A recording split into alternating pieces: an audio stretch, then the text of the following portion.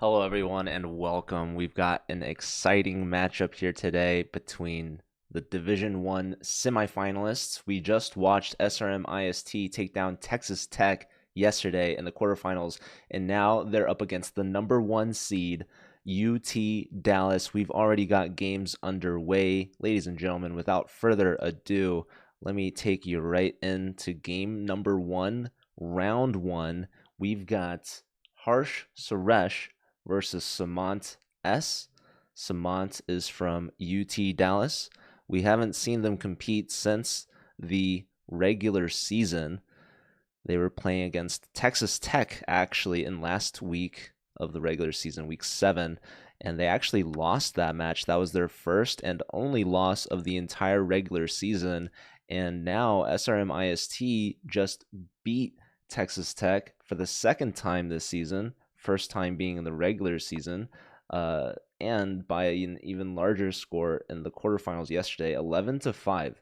So we'll see if SRM IST can bring that same energy and can get themselves their first opportunity in the Division 1 finals, which is happening next weekend on Saturday. So we've already got some prize money earned by these teams for guaranteeing themselves at least fourth place.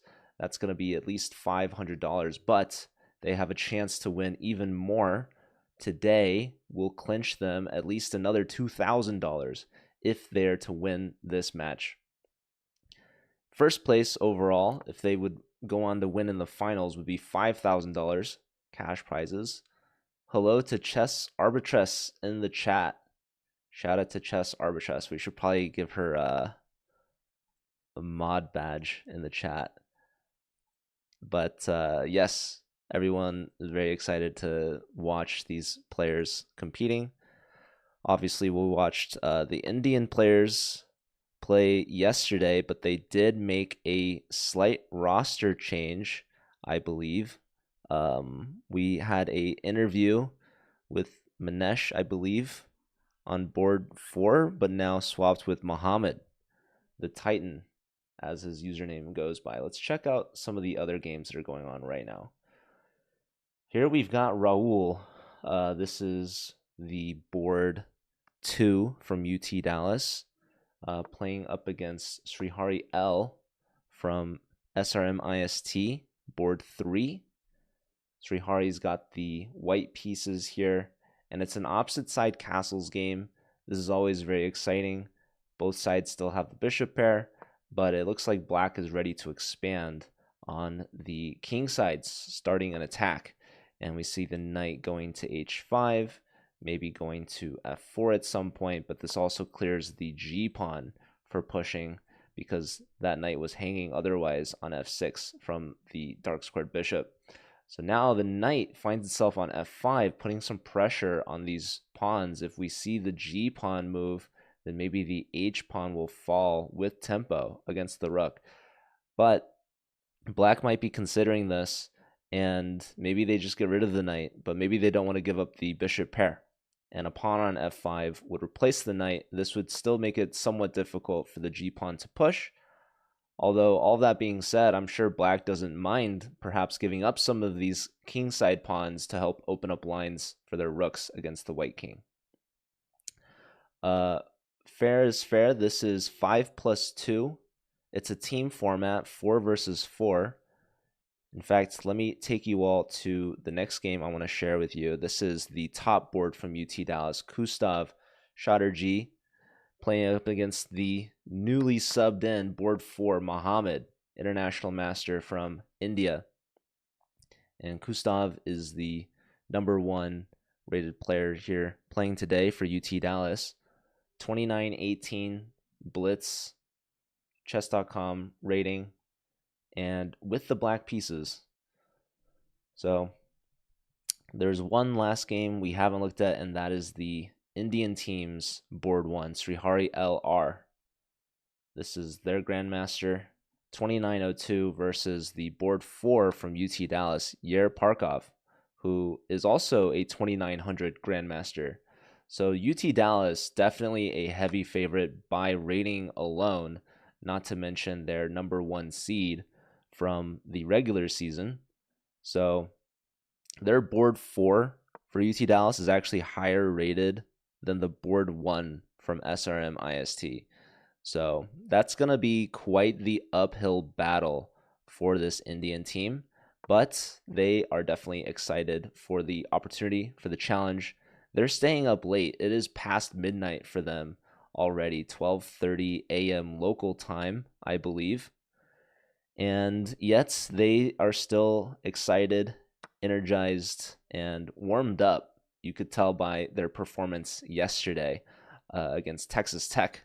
So can SRM IST take down a second Texan team back to back here in the semifinals? Also, I wanted to mention that at this point in the season, at the semifinals, all the teams are guaranteed to play again next week, but today will determine which match they will play. If they win, they move on to the finals, and if they lose, they will still play, but only in the third place match, where they will play against the losing team from the other semifinals match. So we do have 2 semifinals matches today, starting off here with UT Dallas versus SRM. However, after this match, we will have another one between the Missouri rival teams. St. Louis University, the number 2 seed, taking on University of Missouri, the number 3 seed, who we watched win against UT Rio Grande Valley yesterday. Okay, with the white pieces here, we see H5 from black and now H4 from white. Srihari LR bringing the knight back. The computer says this is a blunder. And why might that be so? Well, it's not obvious. The computer is actually calling for F3 here, and that's looking to combat this center pawn from black and perhaps open up the rook and some lines against the black king. Of course, rook to b1 is played instead. This move, I think, makes more sense to me personally, just taking the open b file, attacking the b pawn. Black pushes that b pawn, and now white is looking for a new weakness or target. Maybe the queen wants to come in. Now f3, the computer's not even saying is good anymore. So now it's played. It's a move too late according to the engine, but I'm sure a lot of the same ideas apply. Yeah, the computer can be really finicky, really delicate in the evaluation. Hello, beginner players. Good to see you. Appreciate you tuning in. Let us know who you're rooting for. I want to take us back to this top board here. Samant Aditya. This is actually the board 3 from UT Dallas up against the board 2, Harsh Suresh.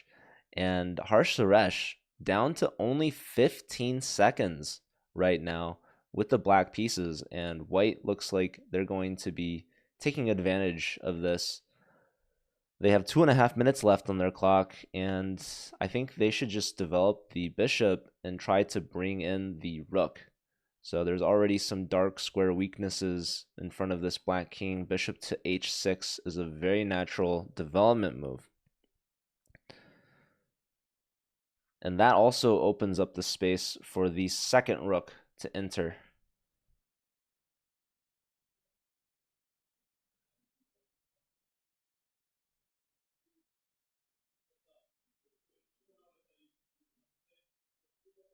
Now under 2 minutes here for Samant. And there you have it. Bishop h6. The bishop, discovery on the queen. Queen finds g3 instantly. 10 seconds now for Harsh. Bishop up to e6. Rook's doubled on the f-file. We're threatening rook f8. That could win the queen. Queen steps aside. The bishop guards f8 now. So black does have the bishop pair. White is up in exchange, though. Rook for light squared bishop. And the rooks could infiltrate on f6. Black might have a discovery here with the pawn push e4. Hitting the queen yet again. These bishop pair, I mean, it controls a lot of space on the board, not to be underestimated. I'm going to make a poll, actually, on the Instagram account. Let's see.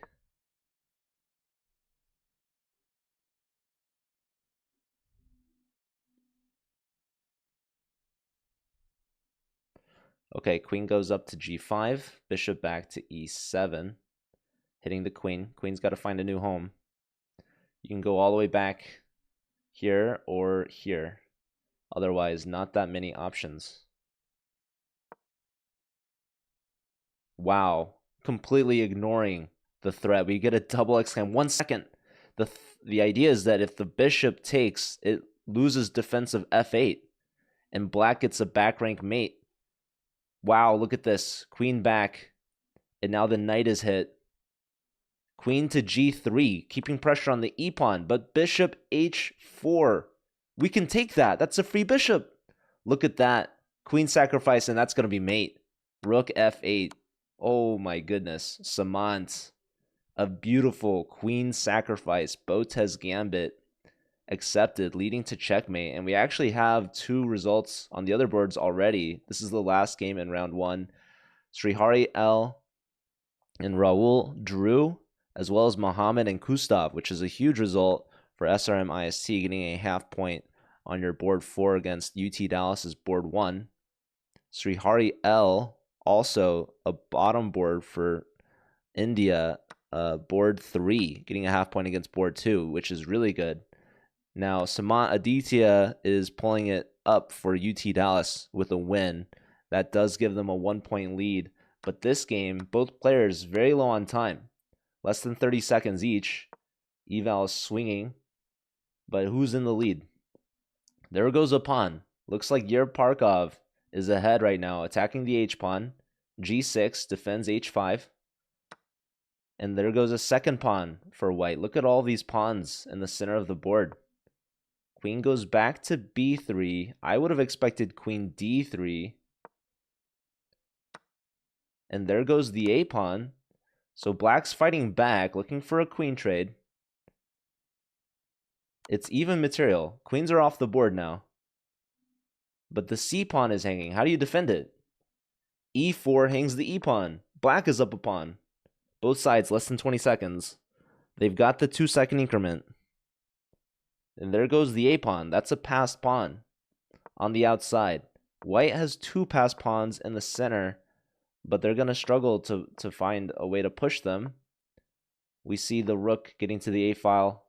We see the rook on e4 defended by the pawn. And now the computer is favoring black. Black has a 3-on-1 pawn majority on the king side. White struggling to get these pawns rolling. Okay, white now getting the rook to b5, going after that a-pawn, but black making substantial progress. And there goes the a-pawn, but the c-pawn is hanging as well. And black might be able to threaten checkmate. All 4 rooks just staring at each other. We're going to have to see a trade somewhere. But where? Rook takes on c4 for both sides. Now the d-pawn is hanging. D-pawn gets pushed. There's one check. I think black should go to d2. Okay. They're threatening mate and the pawn. There's a check, but you have to go back to a1 or king f1 to prevent mate. And that way black picks up the d-pawn. The difference now is 2 pawns, and black's rook is just dominating on the second rank. This is going to be a win for India, which should tie the match 2-2. Black has the 2 connected pass pawns, and now the king is going to get checked. Black's king just walking up. That's mate threat right there. There's one check. Force the king back so that we don't get mated. Here's another mate threat. Wow, we can't take the f-pawn either. Rook has to come home to a1. Pawn push. Black is completely dominating. Just a couple checks away. There's one check. King's got to move. Here, threatening mate and a skewer. You can't stop both. That's resigns. Wow, what a game. And what a first round. So Srihari LR, top word for SRM IST, ties it up 2-2 after round 1.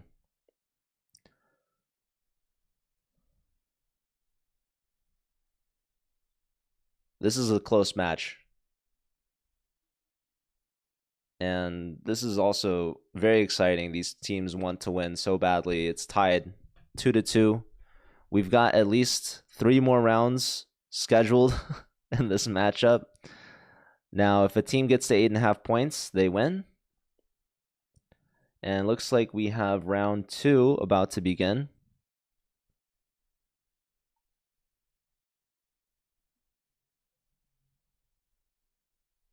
I gotta get this poll out.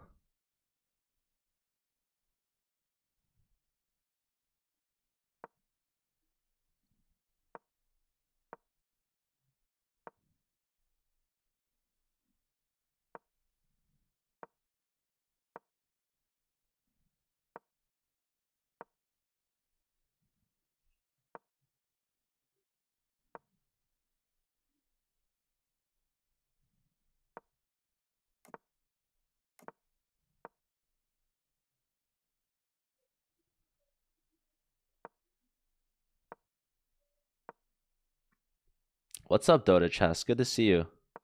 Division 1 is very insane. I mean, these players are so strong. All right, round 2.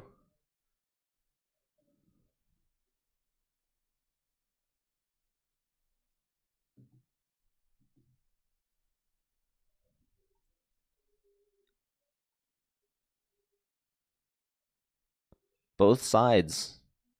One player with a win. Aditya Samant from Dallas here now playing against the board 1 from India. Srihari LR. And it's Srihari LR that won from India. So both these players, they're 1 for 1. The only players with wins. So who's going to continue winning? Or will they find a draw? Already here, round 2. Only 2 players with wins and they're playing each other. So Bishop here, fianchettoing on B2. So a double fianchetto setup here for white. Both sides castled kingside.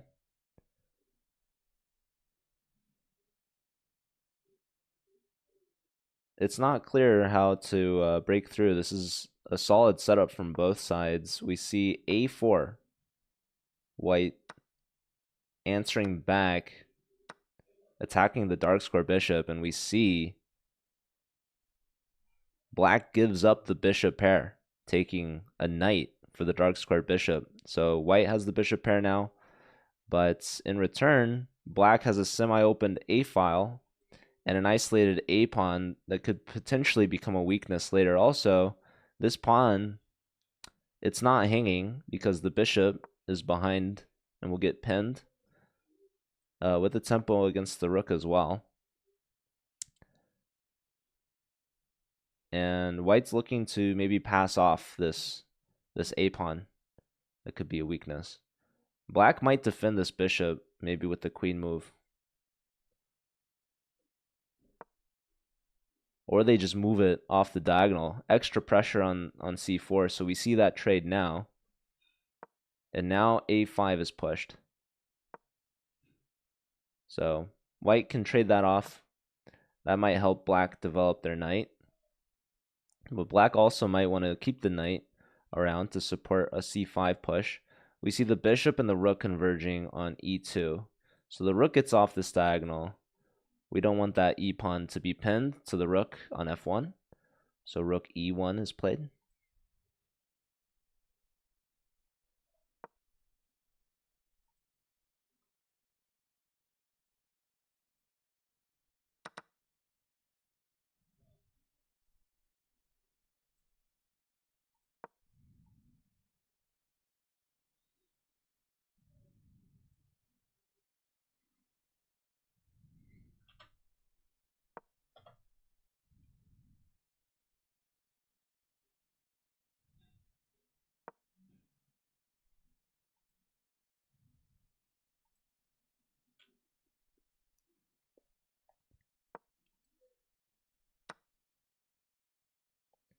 Alright, they're trading knights. Lots of time for Srihariel. Oh, I might have put the points in wrong actually. Which is funny. So the team SRM IST, they have a player Srihari LR and they have a player Srihari L. So I put the points in right. It's just that the events page cuts off the R from Srihari LR. So they both show up as, well, this is Srihari L. This is LR Srihari. Easy to get that confused. No, it's okay.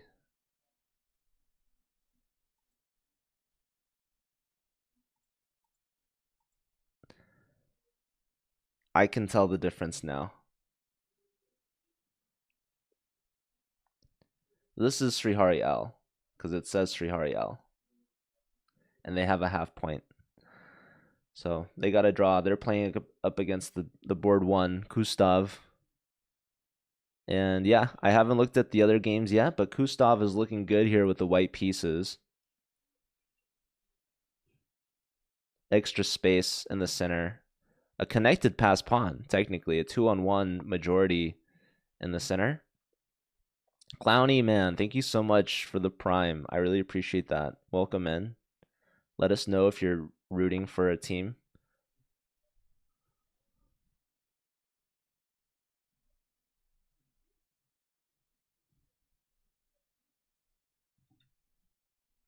And we see the H-pawn push from black. As soon as white plays G3, that creates what we call a hook. That gives black something to attack in white's camp. So we'll see though. All these pieces aren't really aimed at the king side directly. But black has completed development. They've developed all their pieces, connected the rooks. Rook on the open C file. White still has the queen to develop. Bishop on the back rank.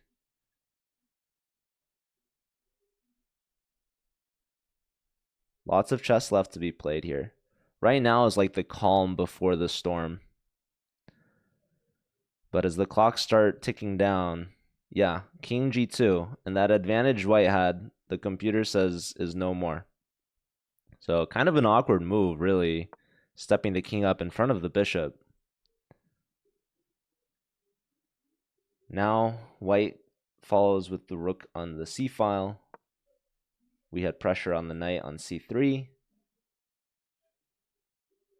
And black's gonna reshuffle their pieces. Probably knight's gonna come to G6 in preparation of pushing H4.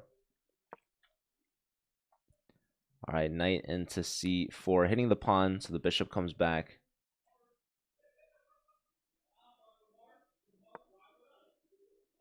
Ooh, this move looks pretty weakening. Okay, we see H4 without the preparation of the knight, just trying to blast open this king.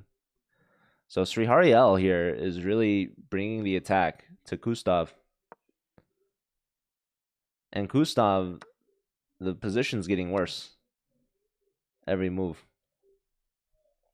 So queen b3, pressure on the b pawn. Black focusing entirely on this king side. Says, go ahead, take my pawn, see if I care. And white says, okay, maybe I shouldn't take the pawn. I got to come back and protect. Now this bishop has no legal moves.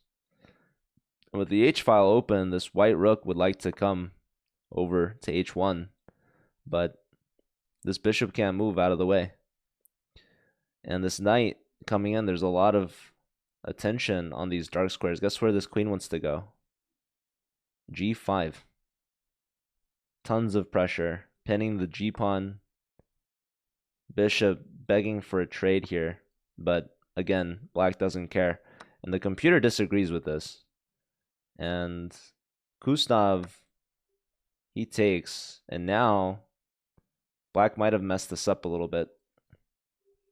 But there's only one move here for Gustav, and that move is king f2, apparently. Doesn't find it here. And now there's going to be knight Knight f4 check. Now he finds king f2. And now it's saying knight takes g3. That is crazy.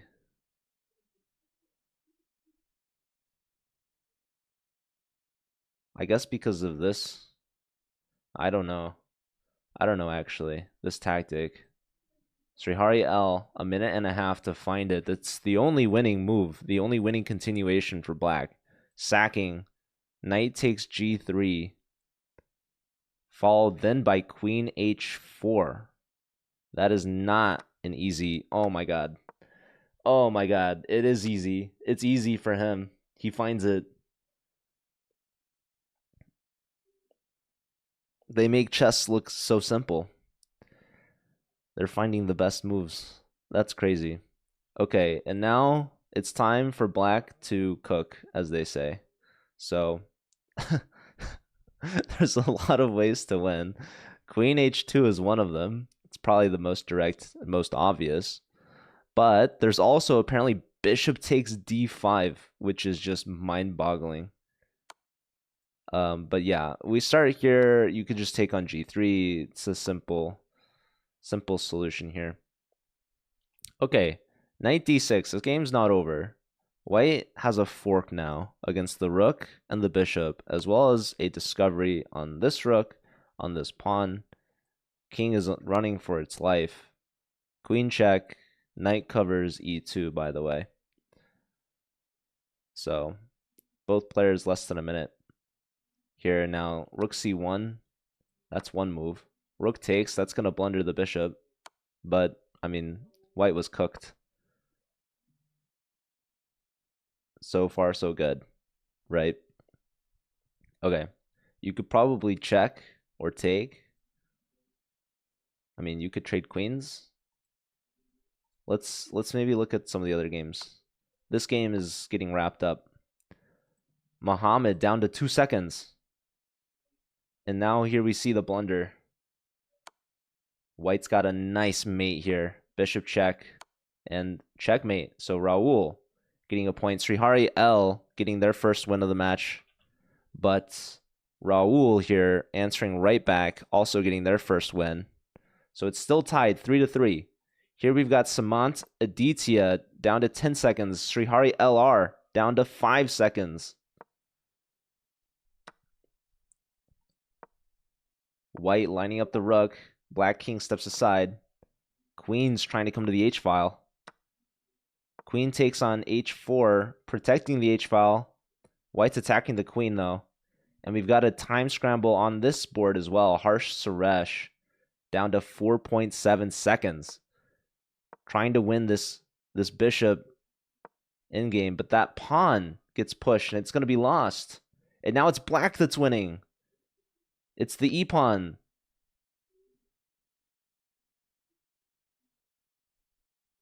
Will black push the e-pawn? Ooh, they start with b5, making sure that that b-pawn doesn't get caught. Oh, and that's a free pawn with check. Oh my goodness.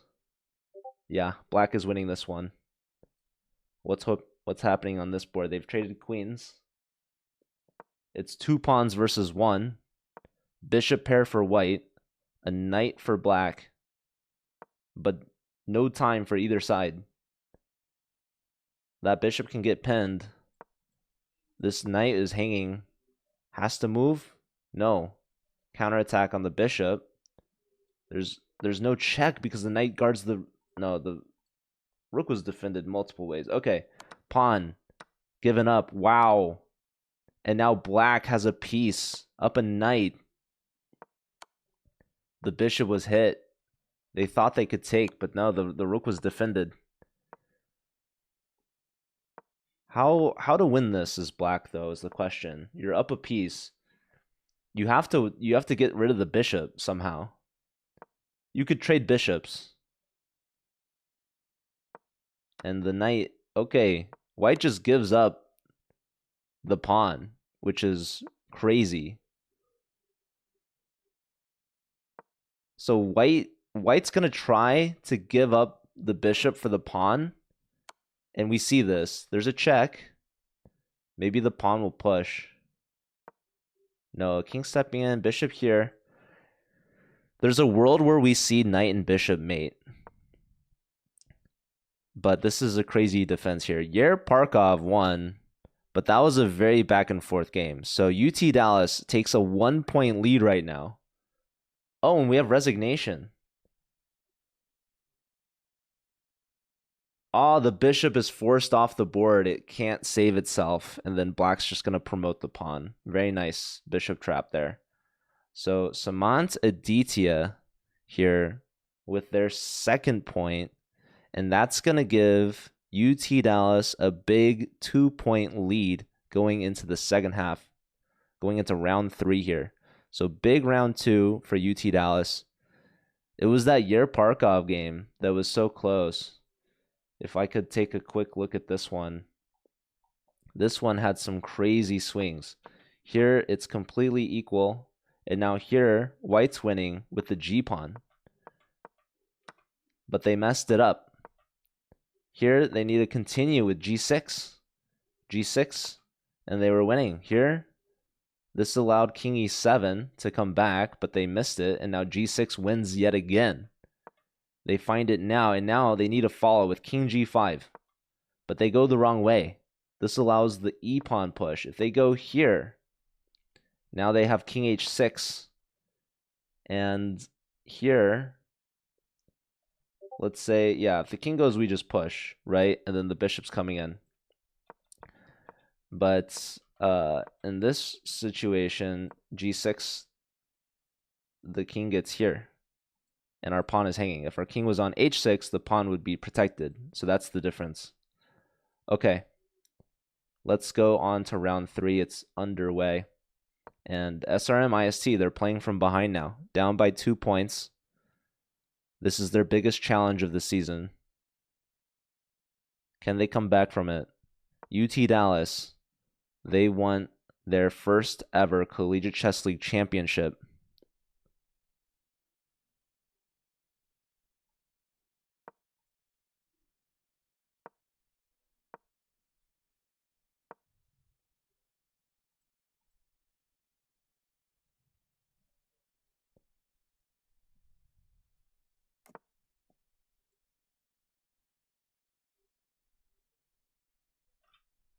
Both sides, very symmetrical game here on the king side. Everything is completely equal. But it's white on the queen side that's got this nice pawn chain infiltrating black's half of the board. And the difference in knights here, white's knight is a bit better, more towards the center. This knight is on the edge of the board and actually has no moves, but not obvious how to attack the knight. And the knight is defended. So we just see a simple fianchetto and A4, just making sure black has a difficult time trying to take space on the queen side. So solid position here for white. Good development. Black is going to be just slightly cramped, a little bit behind in space. So we'll see how they manage. Maybe at some point they can play E6, try to break in the center. White can always follow suit with E4. So we'll see. This pawn maybe is annoyingly a little backwards. And yeah, black just pushes here through B5. Okay, rook lift. White's intentions are queen A1. Attack the knight. And also maybe lining up on the long diagonal. Maybe you have this knight cede E4 discovery tactic, perhaps. But it's not so easy. Black could take. If we take, they take here. Oh, but there's a rook. That's crazy.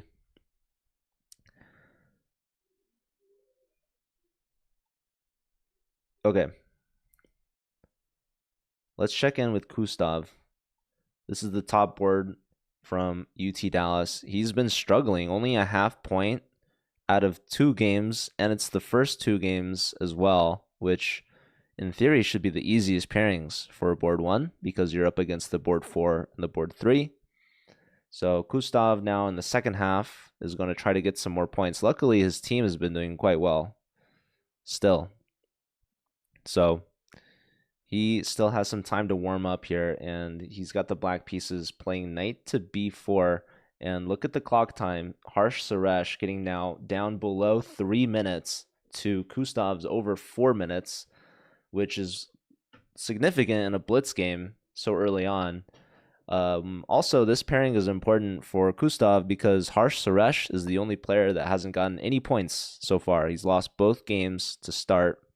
And as a board 2, he's up against board 3 and 4. So now he's up against the toughest opponent, and his team is behind in points. So Harsh Suresh needs to help contribute if his team is to have any chance at coming back here. So both these teams, they've never won the Collegiate Chess League before, and if they win today, they get an opportunity to make history for their school, winning their school's first ever CCL championship. Now, the SRM IST team, they're no strangers to championships because they have won all 3 seasons of the India College Chess Championship. But, of course, they want to prove themselves on the global stage. They've got some steep competition here in Division 1 of the Collegiate Chess League, especially against these scholarship teams.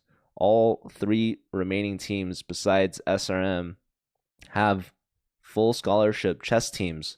So SRM IST, they are the only team not on this scholarship system here from these US schools remaining. Okay, and Gustav makes a question mark move, the computer giving this a mistake. H6, seemingly just bringing this knight or this bishop out, but the computer says bishop takes f6, and apparently this is good for white. So we'll see if Harsh Suresh is able to capitalize on this. How do you sign up for the Collegiate Chess League? That's a great question. Our next season will be starting in February with registration opening in January. So if you want to sign up for it, you got to make sure that you don't miss our announcement. So I recommend that you join our Discord server, which, okay, my link isn't working, of course, but the link is actually pretty easy to remember, but I'll just find it and link it to you anyways.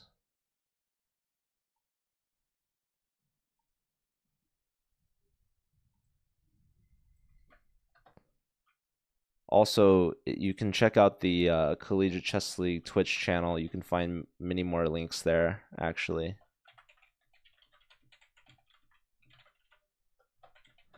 You can follow the socials as well, and I'm sure you'll find it.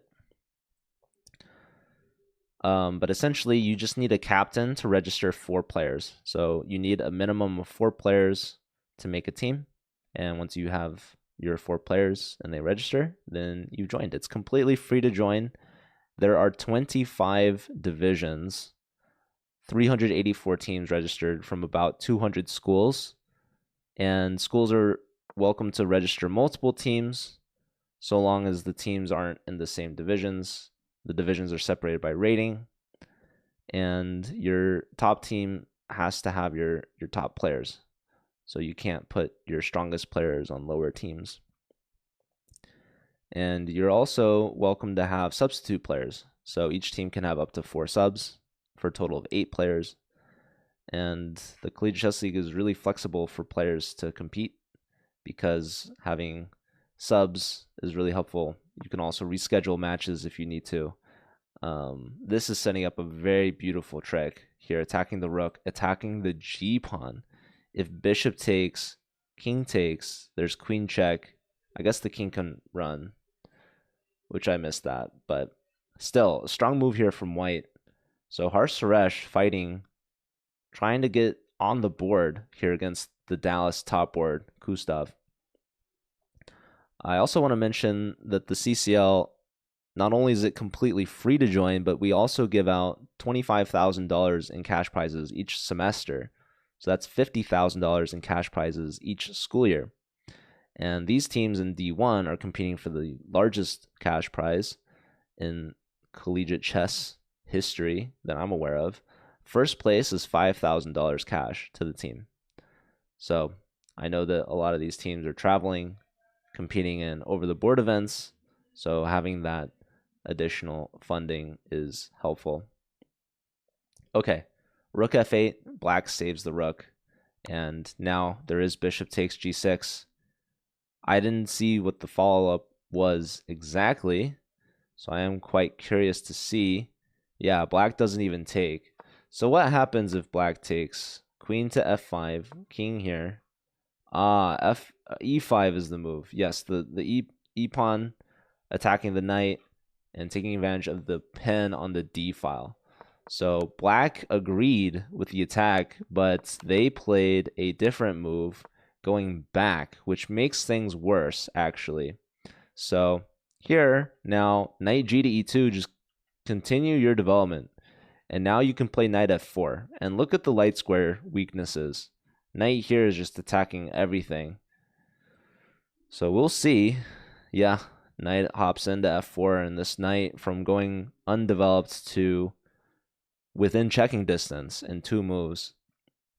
Here we see black trying to stir up some trouble. Harsh Suresh, under 30 seconds, finding the continuation here. Bishop f5. This is a clearance tactic. The knight wants to hop in and say hello to the king with check, forcing the king onto a light square where there will continue to be more checks. So knight takes, knight g6, check here, and now you have knight e7 is 1 check, but also it's saying you can just take on e4 with the knight. So we do see knight e7 not grabbing the rook. Okay, when you're down on time and you have increment, always repeat. So he's building up some time on the clock. Now he takes on e4. And now the next move, he can go back to e7. He goes back to g6. Always repeat. He finds queen to b3. Pawn block. That allows the knight block. Can he sack his rook here? Rook takes? No. Black has a counter threat. Checkmate on b2.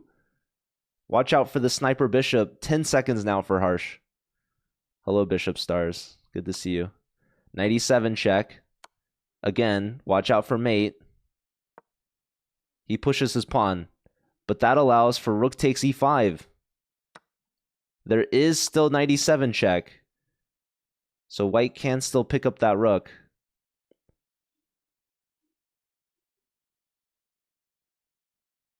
But white definitely missed something here. The computer says it's a draw now at knight c3. Oh my goodness. And you walk into the diagonal. What was better? Why not king c1? Okay, he takes the fianchetto bishop. Knight hits the queen. Queen c3, it's saying, is best. Defending the knight. Queen d4. Oh my goodness. And that king should have been on c1. Look at this. Knight takes c2, fork. Beautiful tactic. Gustav making sure they get that material back. It's all even here, folks. Black has a light square bishop. White has a dark square bishop. And black has this not connected, but a pass pawn. But it is an isolated pawn. But oh my goodness, this is crazy. Okay, the knight is hit. Let me check on the other games. This game has been too enthralling. Oh man, okay. Here, queen and rook in game with a bunch of pawns, and white is the side with a bunch of pawns. So that's a 2-pawn advantage for white. Both sides less than 10 seconds, but this is absolutely dominating. I would go rook here, I think. Yeah, just attack the f-pawn. Say good luck. Maybe rook a7, but you don't want to trade. 2 seconds. 1 second. Yeah, trade. And now pushing home the pawns. Gustav is now completely winning. So they traded rooks, but it's that e pawn that's going to be too strong, and the black king is too strong as well. Wow, what a game from Gustav to hold and defend for so long. Yer Parkov wins his game. We've got this game is going still. Yer improves to 2 out of 3 as the board 4. So Dallas is not letting up. In fact, they're making it even tougher. Srihari L is pushing here, trying up an exchange, but down a pawn. Okay, but this apparently was a mistake. And the king is going to be too strong. Okay, Srihari LR looking to win here. Can he do it? His rook is so strong. Less than 5 seconds for Raul. Raul's trying to push, but the king is getting checked. And now White's pawn is pushing through. Hello, EI. Okay, and now there's no stopping promotion, and we see resigns. Gustav won his game. So Srihari LR improves to 2 out of 3, trying to keep things close for SRM IST. Gustav, though, gets their first win of the match, and Harsh Suresh remains undefeated. UT Dallas now up to 7 points. And here's Samant Aditya looking to bring UT Dallas to match point. This could bring them to 8. They do have that extra pawn. Mohammed, board 4 from India, is going to have to give up this bishop for that pawn. And this is going to be a loss for SRM. Yeah, they flag. So Aditya improves to 3 out of 3, a perfect score for Aditya so far. And we saw both matches yesterday, actually, with an 8-4 score as well. So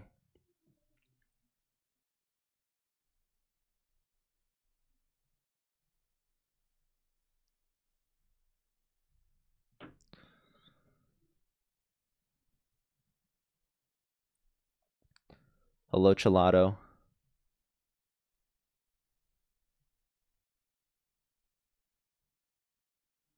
Paul, thanks for the follow.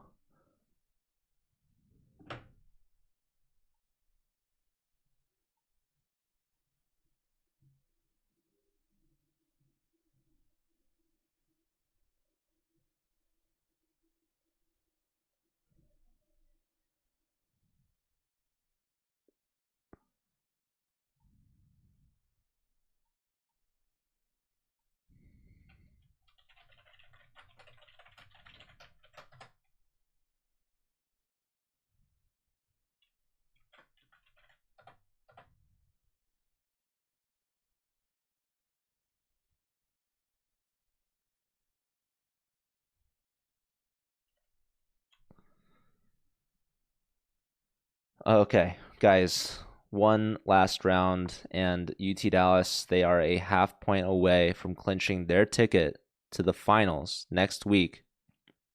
SRM has to sweep 4-zip in the 4th round to tie it and force overtime. But the odds of that are very slim, very low.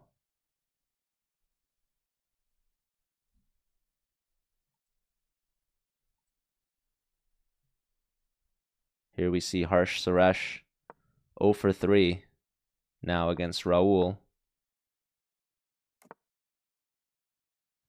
Tickets are just barcodes now. Yeah, but maybe they watched that scene from Polar Express where Tom Hanks's character punched the holes in the ticket, so maybe some of the kids know.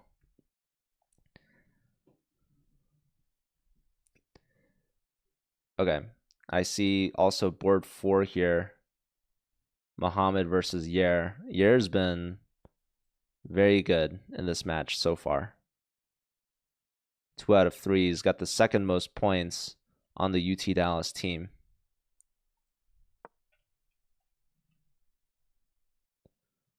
So which game should we watch? Probably we want to keep an eye on Aditya's game. He's been perfect so far. 3 out of 3 up against Srihari L here. And there's a rook on g1, so probably a very interesting opening. I've never seen. This is a Sicilian with, yeah, just knight on e2, g3, d5, e takes d5, queen takes d5, and now rook g1. Notice this move is threatening checkmate in 1, which is always very fun. Offering a queen trade, white is going queenless and unable to castle. And yeah, just kind of a strange opening here for sure. So, trying out some new things perhaps. I've never seen this, at least, so who knows. Yeah, this king is gonna have to stay in the middle of the board or find his own safety. This bishop has no move, so I would probably push one of these 2 pawns. Knight here attacks the pawn. The knight moves to defend. Knight attacks the bishop. King now stepping up to defend the bishop. And still this bishop, no moves. This rook, no moves. So, should consider perhaps moving one of these pawns at some point if you want your bishop to contribute and play. And yeah, I'm sure the Dallas team, very relaxed, right? The white here playing this opening I've never seen before knows they have to win. So who knows? But any player on the Dallas team can get a single draw, and that's going to be enough for them to win. But SRM IST, they're not going to give up without a fight. Harsh Suresh here with the black pieces seemingly up a pawn. So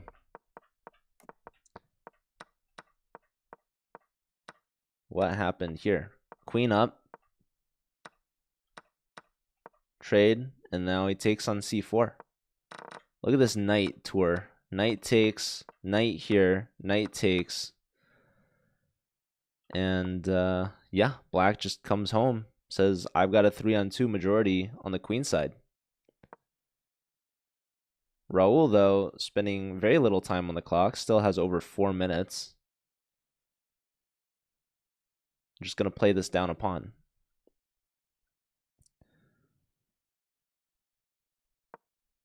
Meanwhile, we've got the top boards here. Both players 29-12.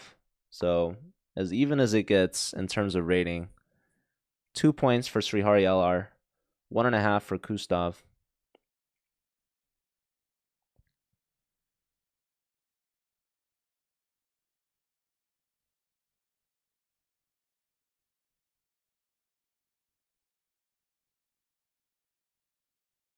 G5 here from black.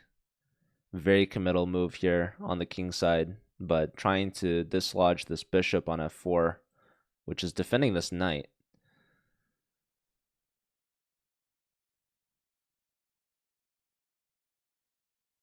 Perhaps we'll see knight takes on d7 first.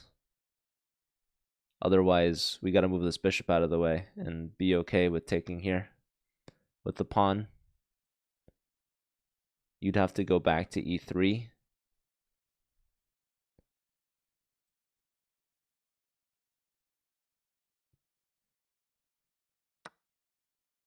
So, yeah, taking on d7 makes a lot of sense.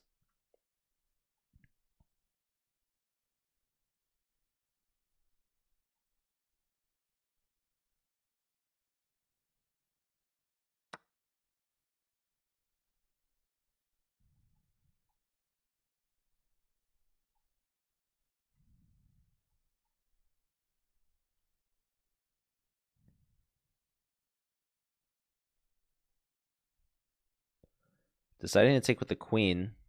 Knight takes could have prevented bishop to e5, but now white can go bishop e5. And that's the best move. Saving the bishop, but also just going on the long diagonal. you might be concerned of getting your bishop trapped. Bishop e5. There is knight to g4. And obviously the bishop is hit by the knight, but also black's threatening to just play f6, which would just straight up trap the bishop. But of course, white has other moves. They find bishop e5, knight g4 can be played. And surprisingly, the computer is saying the best move is e4. And I don't really know what the idea is after f6, but I'm assuming that we have a way out with something like h3, perhaps. Or bishop here immediately, just immediately pinning the knight. But I kind of don't like the idea of giving up the bishop for the knight, especially inviting black's queen in, especially giving up the control of the long diagonal, the light squares in particular. This could be a deadly combination for black to get the queen involved. So, Gustav potentially going in the wrong direction, but the line the computer wanted looked very active, but also risky with the bishop so short on squares on e5. But again, black's conceded some pawn pushes on the king side, so there's always compensation. Okay, who's going to be the hero? It looks like there could be multiple heroes for UT Dallas because Samantha Ditia is on a roll. They're not stopping. 3 out of 3 was not enough. They're going for the 4 out of 4 sweep. And they are going to directly put UT Dallas into the finals. It looks like black is winning on every board here besides the top board, which is a bit more even still.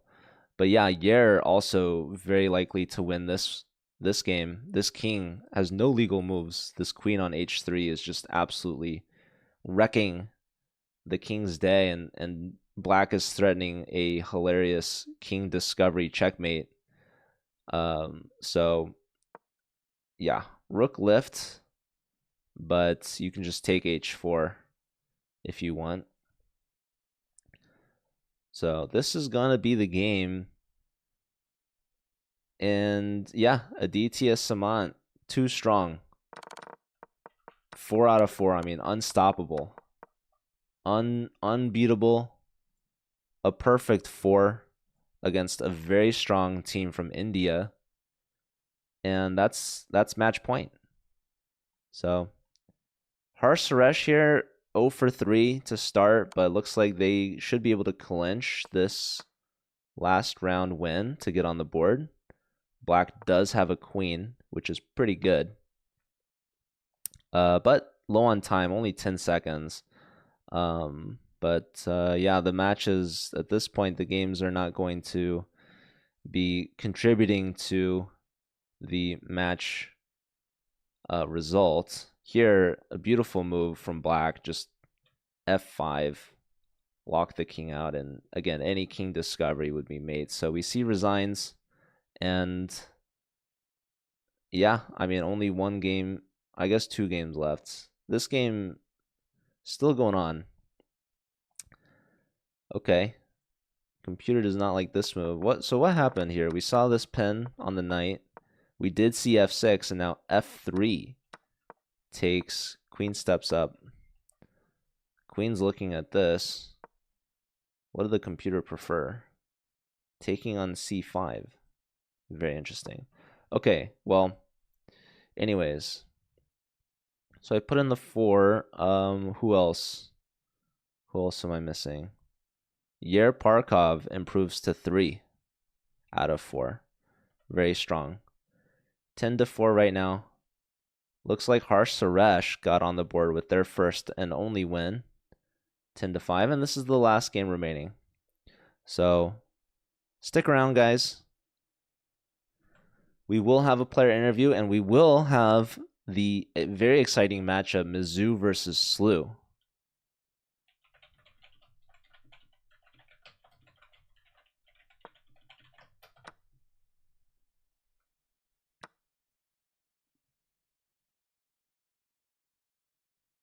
All right, both players now here under a minute. And yeah, UT Dallas, I mean, they were very strong in the regular season. They started 6-0, losing to nobody. And they took down Mizzou, who was missing Ariantari, but they also took down SLU. And they only lost to Texas Tech in that last round, but they had almost already clinched the #1 seed anyways, earning themselves a bye in the first round. Here now, showing some more dominance over an SRM team that took out Dallas's neighbor state rival match team, Texas Tech. So Dallas maybe avenging the Texans a little bit.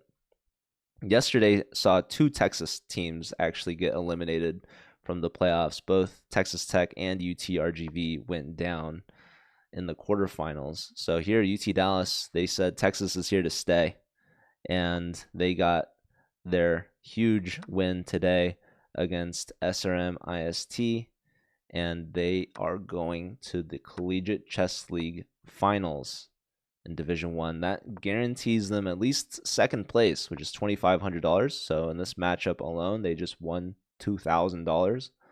But it's not about the money. They are looking for more. They want that #1 championship title. They've been coveting it for quite some time. They've never won it in the Collegiate Chess League before. They just got a new assistant coach, recent graduate from University of Missouri.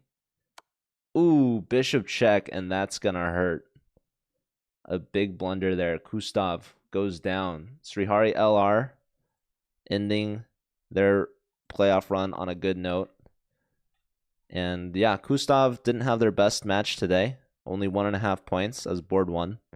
Srihari LR getting 3 points. Very strong. Only losing to Aditya Samant, who was absolutely the match MVP. It was the bottom 2 boards, actually, from UT Dallas. Getting 7 out of 8 points. Only 1 loss from Yer Parkov, and that was up against the top board from SRM IST, Srihari LR.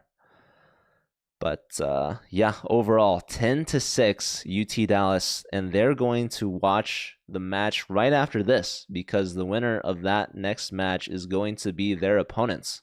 That is going to be between Mizzou and SLU, which I am very much looking forward to. It is an absolute instant classic every year. They've played each other so many times, and Mizzou especially looking to get their revenge today because they played last week and SLU just destroyed them 13-3. So again, stick around, you guys. We're going to have a quick break before the interview, but I will be right back. We're going to be bringing in Aditya Samant, the player that went a perfect 4 for 4. So I will be right back with Aditya. Stay tuned.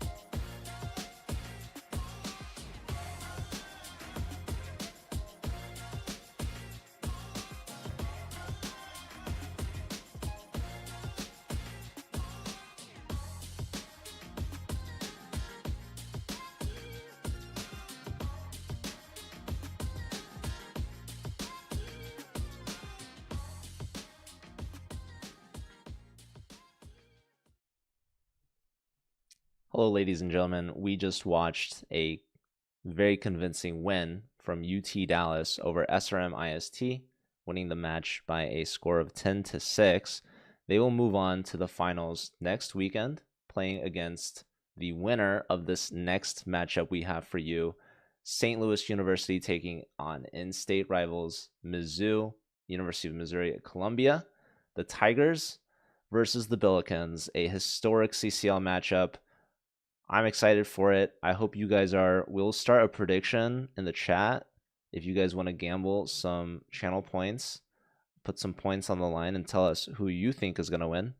I actually made a prediction bracket just 2 days ago, and I submitted that SLU was going to win. I had seen enough in just week 7, but Mizzou can prove me wrong and prove that the regular season is in the past, and now this is when it really matters, the playoffs here.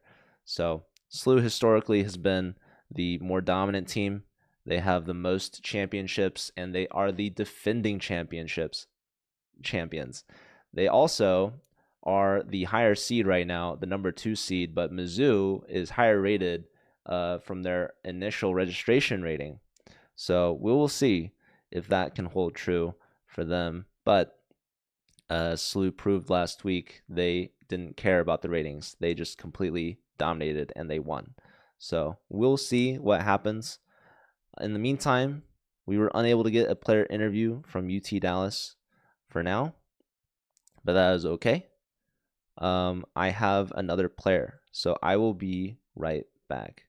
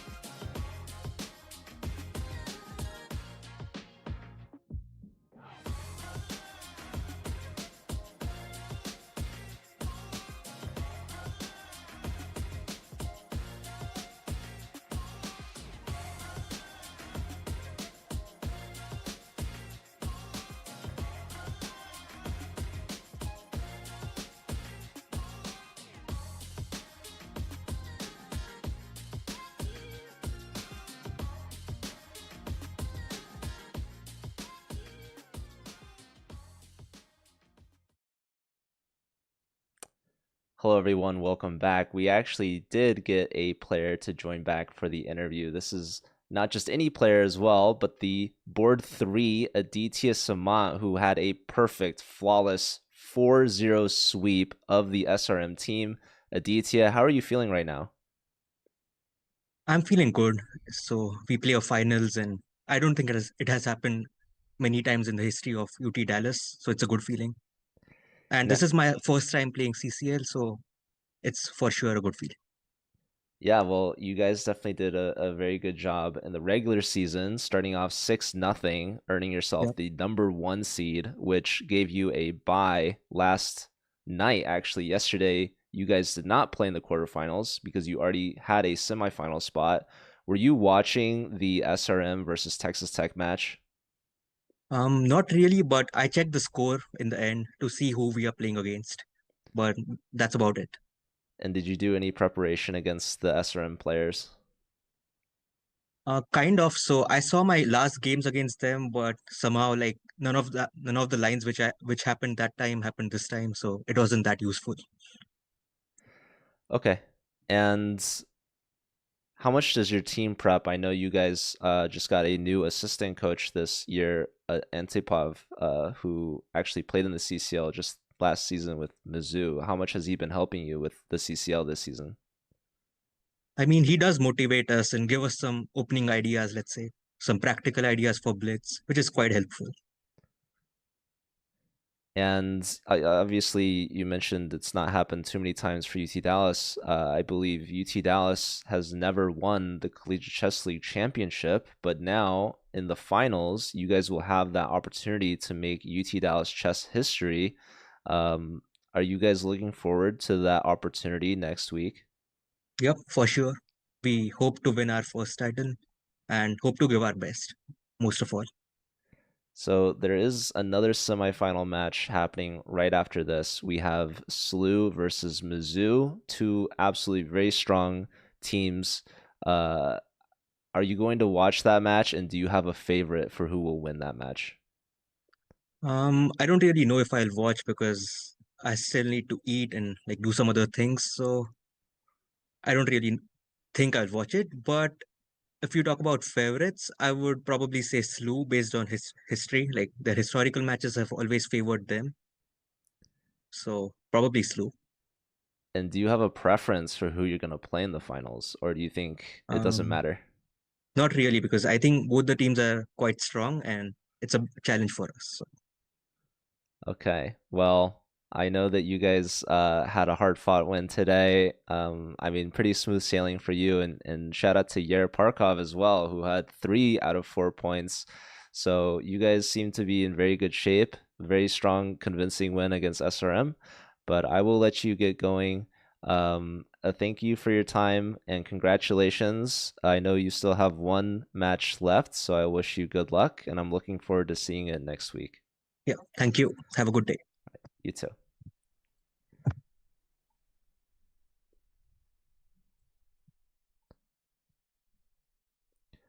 All right. Well, that was the one and only Aditya Samant from UT Dallas, who had a perfect 4-0 sweep over SRMIST. He thinks that they have a good shot at winning the finals next week. I'm looking forward to seeing them try to earn their championship title for the first time in UT Dallas history, but they're going to have to go against a guaranteed former champion in either SLU or Mizzou. SLU, the defending champions, and Mizzou, the team that won just the previous season before SLU. So this next semifinals match is going to be absolutely intense. It's going to be a rivalry match. These teams have fought many times before, but we might be perhaps expecting some delays. We're still waiting for the players to show up. I know yesterday we watched Mizzou play at around this time, and they mentioned that two of their players were actually competing OTB. So I believe it was Isak and Mahel who we actually interviewed.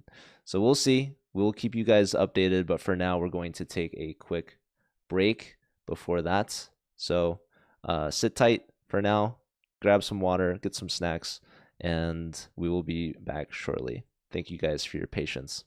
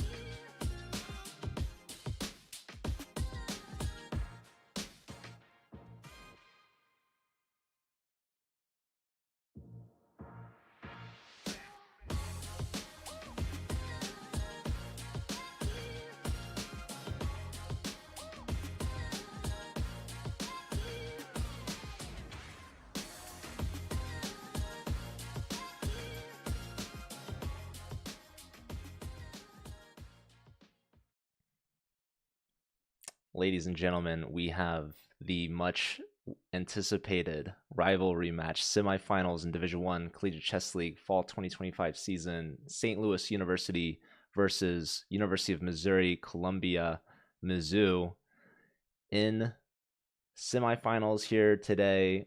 We've got the match has been a little bit delayed. The Mizzou players are still wrapping up their over the board games and arriving and joining the Zoom call, getting their fair play checks in. And we are starting the games. Ariantari is there and he's ready. And we've also got Luca, and I believe Isak has joined in. Mahel, who we interviewed yesterday, seems to be joining shortly as well. So the players are going to start their games.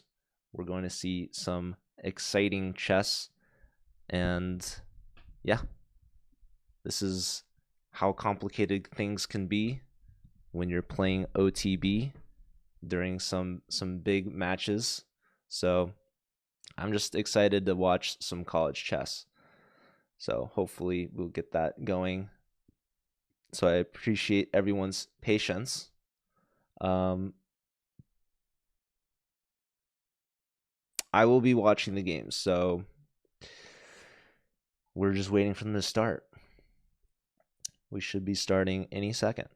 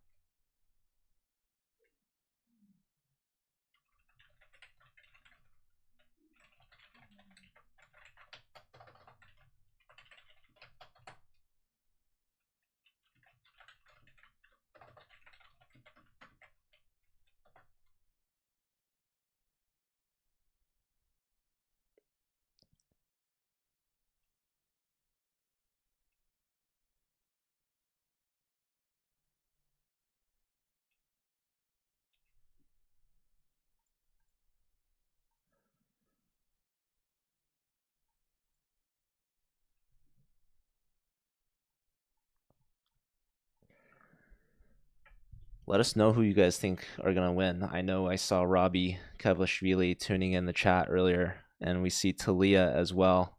I don't know who's playing OTB these days. It's a good question. When you could just play from the comfort of your own home on a computer. But I heard OTB is fun still for some people. I myself might dabble in it from time to time. Robbie says the real nerds. Okay, well, leave it to the Missouri Tigers on cutting it close here. But I believe we've got some chess about to begin. In all of my anticipation, I've got to update the scoreboard here to show you guys. We've got the first game now, moves happening. Let me show you what I'm looking at. This is Ariantari up against Steve Tianqi Wang from St. Louis University, the board 4 team captain, and we've got Ariantari, the board 1 from St. Louis University. And Steve was a big part of that 13-3 win against the Missouri Tigers in the regular season. So he's back in it today, and we do have Nicolosi Kacharava joining. I know Batsurin was playing in the regular season, and actually I think he might have had a perfect 3-0 sweep of the Mizzou team. But Nicolosi's in today, and we'll see how he does. Maybe I can check the the history of these two teams. So in total, SLU and Mizzou, they've been playing against each other ever since regular season and the finals in season 1 back in 2020. And since then, they've played 14 times.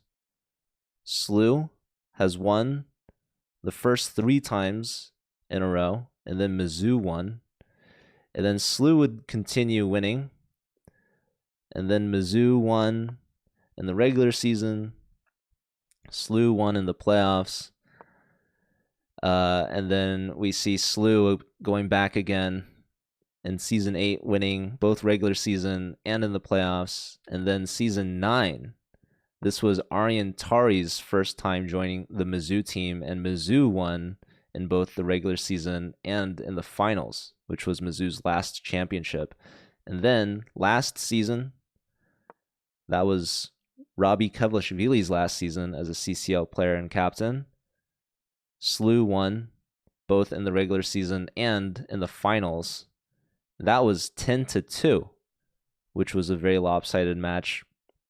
And then just last week, the last time these two teams played, SLU had another dominant performance, winning 13-3. So the last 3 times, it's been SLU, but before that, it was Mizzou. So in total, 14 matches. SLU has won 10 of those matches. Mizzou has won 4. In total points, SLU has earned 125 points. Mizzou has won 95 points. So these teams, they have quite the history, quite the rivalry, and honestly, I think winning against each other might be more important at this point than their season finish. But of course, this is only the semifinals. The winning team will move on to play in the finals next week against UT Dallas, who we just watched take down SRM IST. Yes, Tari, the mouse slipper we saw last week. We were commentating with Benjamin Bach, who I haven't seen in the chat yet. So we'll keep an eye out for him.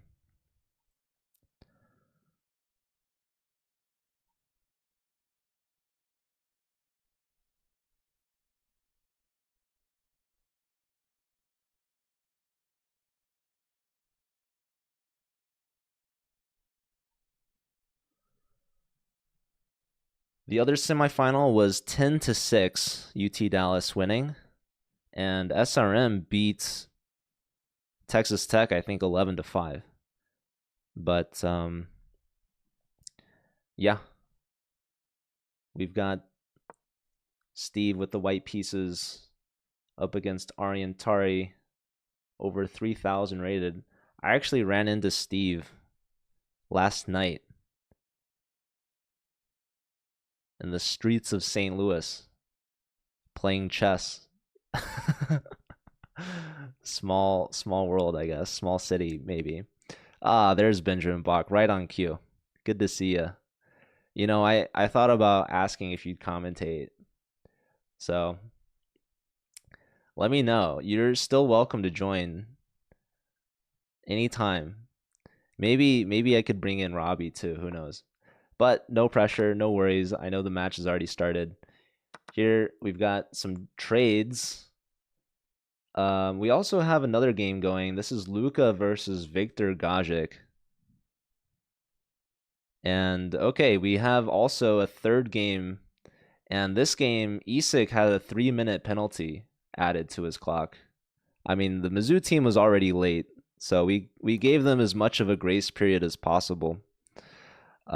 Typically, the league allows for a 15-minute grace period. So we tried starting as soon as the players were able to get their fair play checks in. But yeah, we see Isak here joining late from his OTB match, and he had a 3-minute penalty to his clock. So you see it's 450 to 150 right now. So Nicolosi starting with a 3-minute advantage. Rob should join if he can, or Talia, not to put anyone on the spot. But yeah, I know Bach is streaming pretty regularly. I know Talia has as well, but it's been a while. I don't know if I've seen them stream in some time.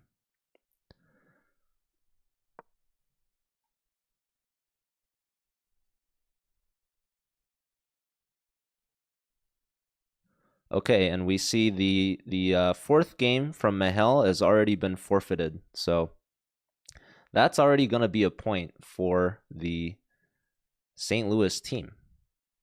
So Mahel going down to Aryan Chopra, who gets a first round bye win in this match. Who am I supporting? Well, I've already made my prediction bracket, which is publicly available. You guys can check it out, but I'll save you the time and the energy. I have predicted St. Louis University to not only win this match against Mizzou, but also to win in the finals to defend their championship. And I'm not just saying that because we have at least 3 St. Louis University fans in the chat, but you can double check me on that. You can go look at my prediction. And it's starting off to be a good start so far. SLU already up a point from a forfeit win. Oh, you moved. Very nice. Robbie and Nika helped. That's so cool. Hello, senior citizen. Welcome back. Thanks for tuning in. So I'm keeping an eye on this game because the clock already started pretty low. E6 playing with time odds. So Akaro Khan playing pretty quick, trying to keep up and not lose too much time. I feel like Rook FD1 just makes a lot of sense. And Nicolosi, you got to find the right balance between playing fast and keeping pressure on the clock, but also playing accurately and precise. So still spending some time. 2-minute advantage. That time advantage is definitely going to be much more felt towards the end of the game.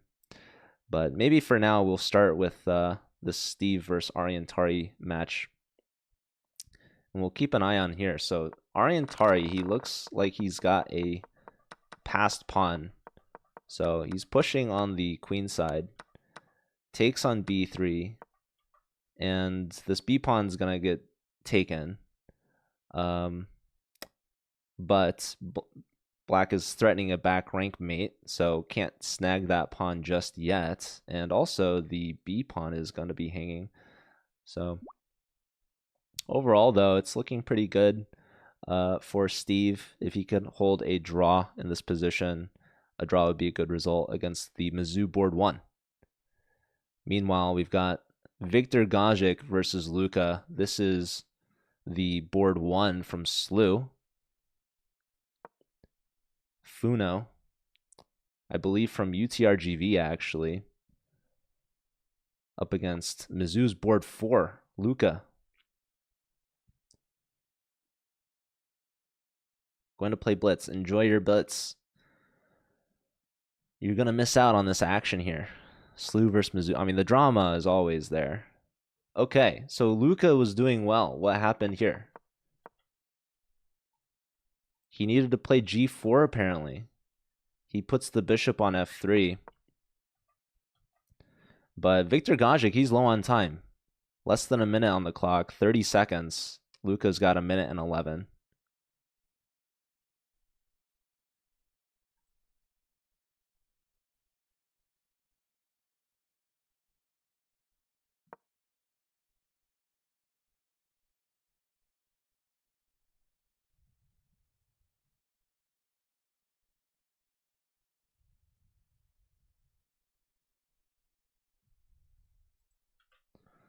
This king is very well protected by all of these bodyguards here. Knights on the h8 and h7 squares. Hopping in now, hitting the bishop. Bishop tucking back. This bishop developing, pointing at the king side. Queen d3. That bishop tucks in nicely here on d4. We could try to flush this out.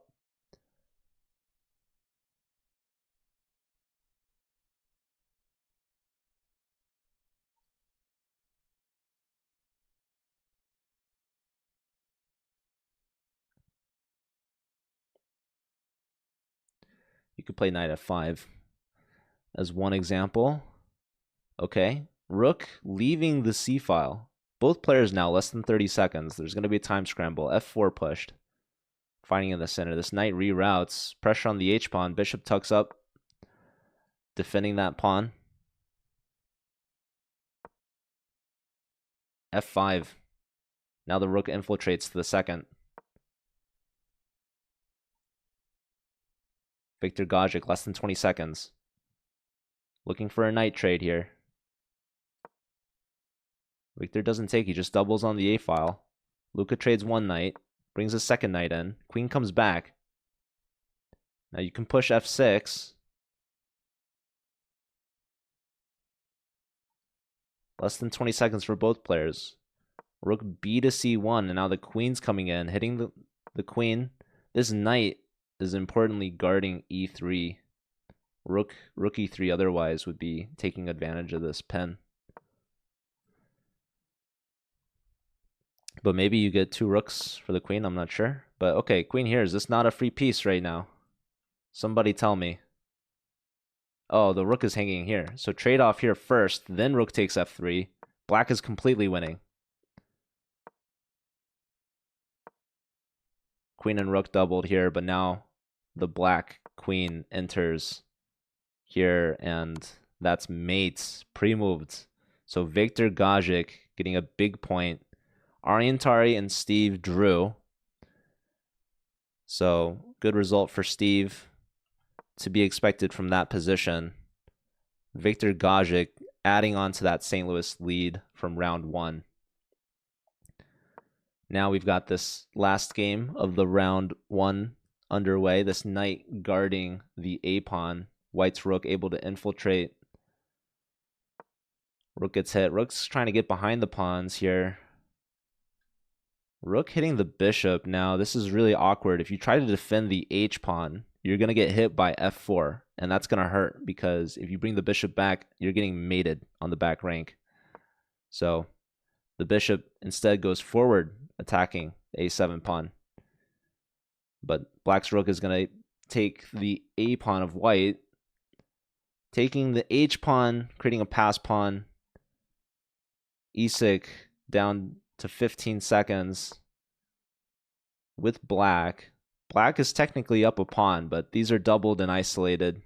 And this pawn is going to be fast. This rook cutting the king off. This pawn's already 2 squares away, but the rook's in the way. So what do we play? Rook b7 here? Rook g7? They both look strong, and yet the computer says that black can hold this. But, I mean, the quality of this pawn is so high. Okay, white's just grabbing the a-pawn. They trade. And now, I guess the rook can come to the 8th. I guess rook's coming here, but can we play g3? Okay, we bring up the king. Just g3, yeah. So the king is guarding this. We have a check. King's going back. g2. So, okay. Black is going to find some perpetual, or if white doesn't want the perpetual, they're going to have to concede the h file, which they do here. So it's 2 pawns versus 3, but black has a doubled pawn and a very passed pawn. And both sides are low on time. But this should be a draw. Isak trying to guard his b pawn and the f pawn, and this pawn and this king, boxing out this king. We might see the draw here. No. Black comes up. Can this king come around? Going after the g pawn. There's no time to take. This rook is going to be tied to the h file. Check. King up. Rook back to defend the h pawn.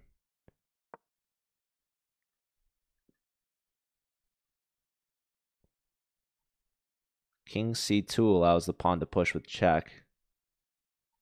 Both sides less than 15 seconds. Nicolosi bringing the king down. It's going to get checked. Rook comes back. Another check. King back to c1.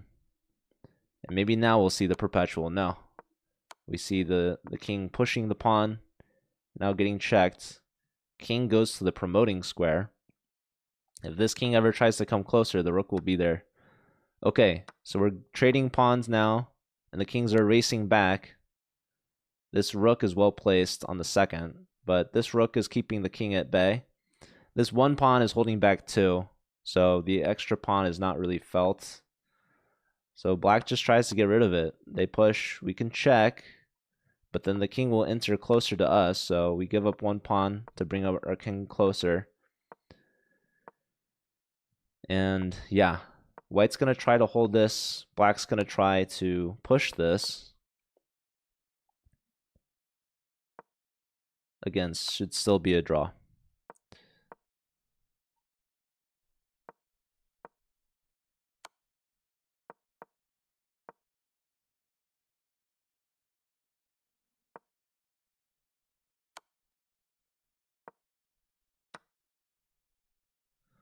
And that's honestly a decent result for Isak, considering he had a 2-minute disadvantage to start. So the damage of being late is forfeiting one game and a draw for Isak against Nicolosi. And so far, Slew is up by 2. They're leading 3-1. Not bad. Definitely a good start for them. And I believe all of the Mizzou players are finally ready and finished their fair play checks. So round 2 should start and all should be normal and well. So we'll see if Mizzou can come back after a shaky start. A late start, really. And Slew's going to try to hold on to this lead, if not add on it. So they won last week 13-3. And now it's not even possible to win 13-3 because the match is over once a team hits 8.5 points.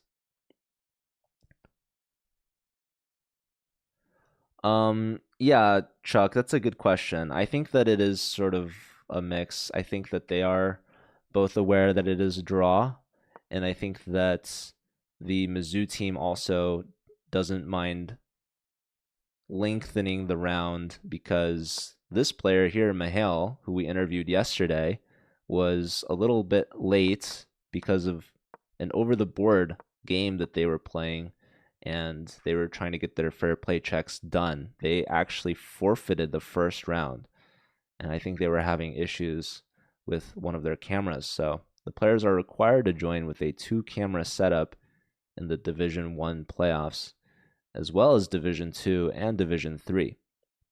So these players are taking it pretty seriously. Obviously, it's tough when you're playing multiple events at the same time, but the players are trying their best. And I mean, we've got all the players arrived now, so I'm just hoping for the best quality chess, and we'll see if Mizzou can try to bring it back. Definitely hope that they have a better match than they did last week. But Slew is missing Batsurin, who had a very strong performance. Instead, now we've got Nicolosi, who's playing today. He's up against Ariantari here. Nicolosi had a draw in that first round against Isak, who we just watched. So now Ariantari, he got a draw against Steve, who is the board 4, the only international master in this matchup. So Tari is going to have to pick it up for sure if he is to lead this team back to a finals, if he is to get revenge against his rival, St. Louis University. Oh my goodness, ladies and gentlemen, we have to look at Steve's game here. We have a French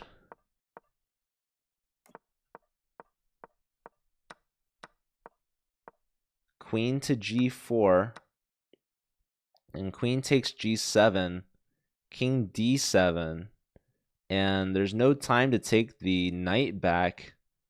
Steve looks like he caught Isak on an opening trap.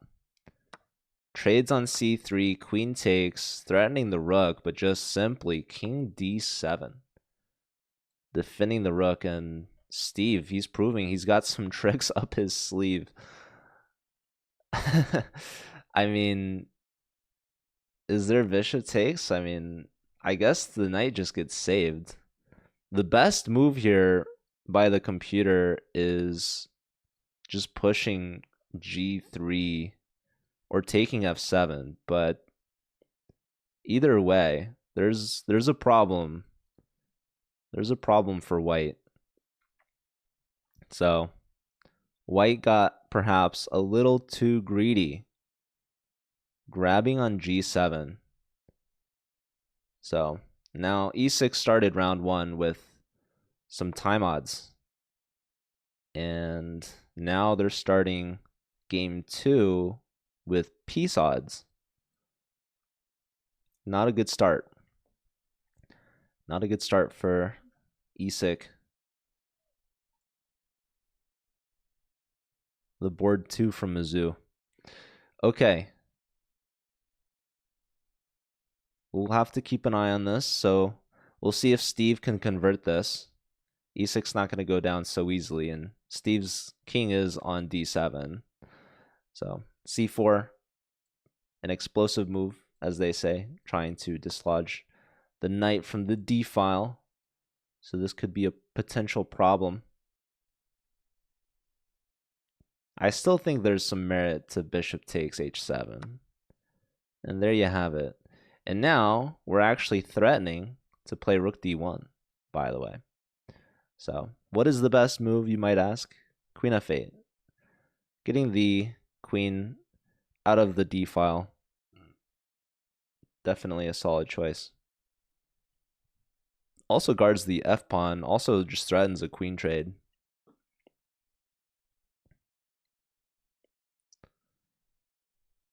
All right, let's take a look at some of the other games going on here. Ooh, this is a blunder from Mihail. Let's see if we can figure this one out. So bishop back, knight here attacking the bishop, opening up this bishop's attack on the knight. Now, there's a major problem, and it's not taking the knight. If you take the knight, you lose this knight. But the major problem is this move, knight a4. Oh my goodness.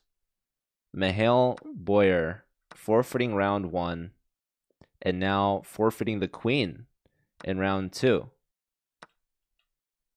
So Viktor Gajic, he's technically up 1 point of material. So what exactly is the trade here? Bishop, rook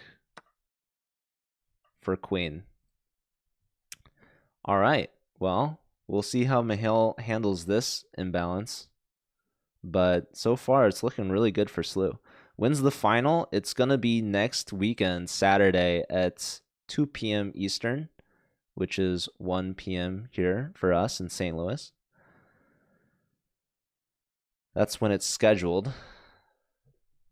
But we've been delaying some of these top matches for broadcast because there will also be a third place match between the losers of today's. So even though SRM IST lost today, they will still compete next weekend.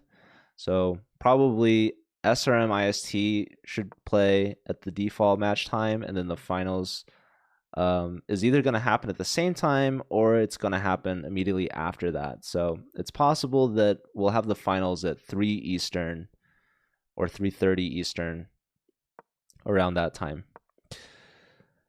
So we will announce it when we know. Okay. So yeah, I mean, Viktor Gajic, his queen, infiltrating the black camp, gobbling up pawns left and right. So I am curious. Yeah, rook here. There's no time to take on a2 because then we take on e4 and this bishop is hanging. And otherwise, bishop to d3, just attacking the knight. Seems pretty reasonable. So Victor is a happy camper for sure. And Victor is the highest rated player. 31-14. That's pretty good. All right, we haven't looked yet at Aryan Chopra. Aryan Chopra was the player who got a bye in the first round against Mihail. So automatic, easy point number 1 for Aryan Chopra. But now he's playing his first game of the match, and he's up against Luca. Luca is the board 4, and he lost against Victor in the previous round. And here, they seem to be still fairly even. I do think white has a bit of an annoying grip here on the dark square. So black has pushed g6, but there is no dark square bishop. We see the queen coming to the h file, and now queen to f4, just bringing the queen ever so closer to this king. The king steps aside. Now, there was a threat, a check, and a discovery on the queen. So the king moves, thinking it can get out of that, but now white can take here. Okay, they put the bishop here.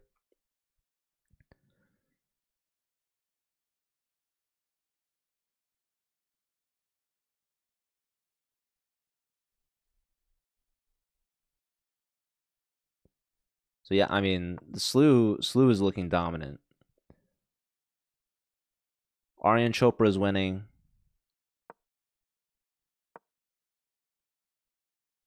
Steve was winning. What happened to Steve? Steve was up a piece.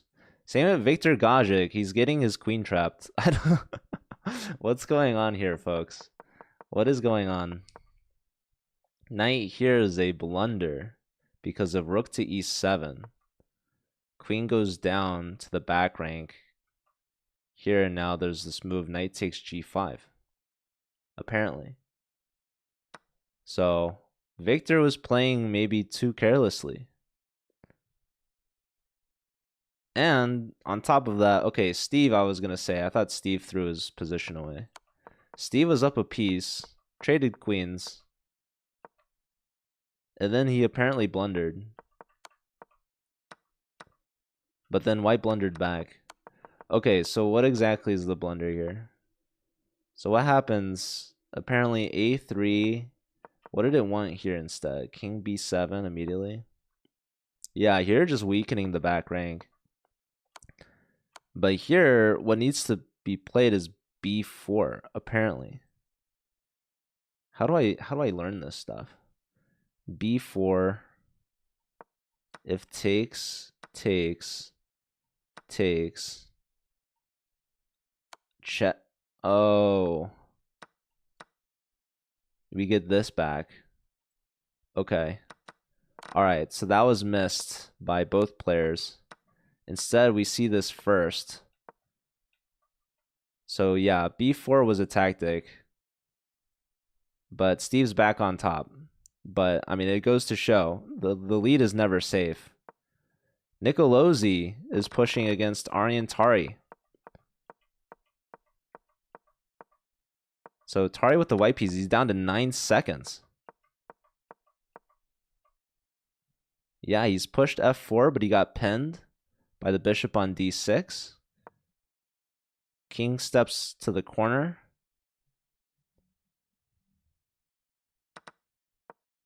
We see a trade.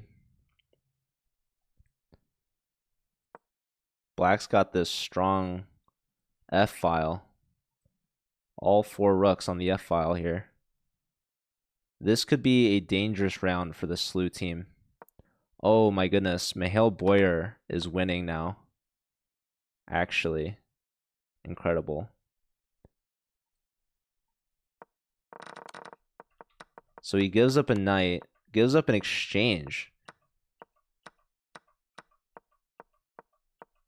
It's 2 rooks and 2 bishops versus queen and bishop in an incredible imbalance. And black is going to be winning this one. There goes another bishop. So usually a queen and 2 rooks is somewhat fair. but it's 2 rooks and now 2 bishops versus a lone queen. 1 second for Victor, 2.2 seconds. 2 seconds for Mihail. Both players so low on time. Steve beats Isak.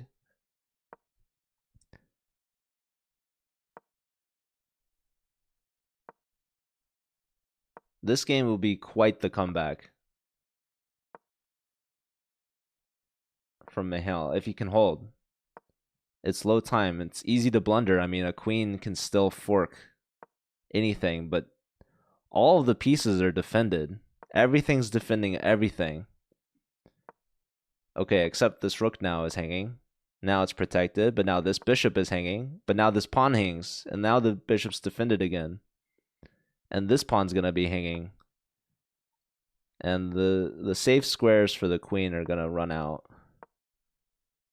So, yeah, incredible stuff.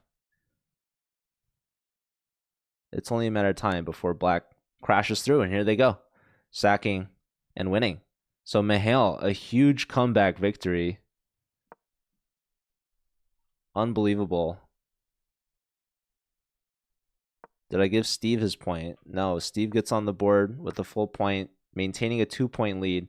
Here we see Nicolosi trying to convert against Aryan Tari, both sides, less than 10 seconds. And here we see the advantage slip. Oh, and there it goes again.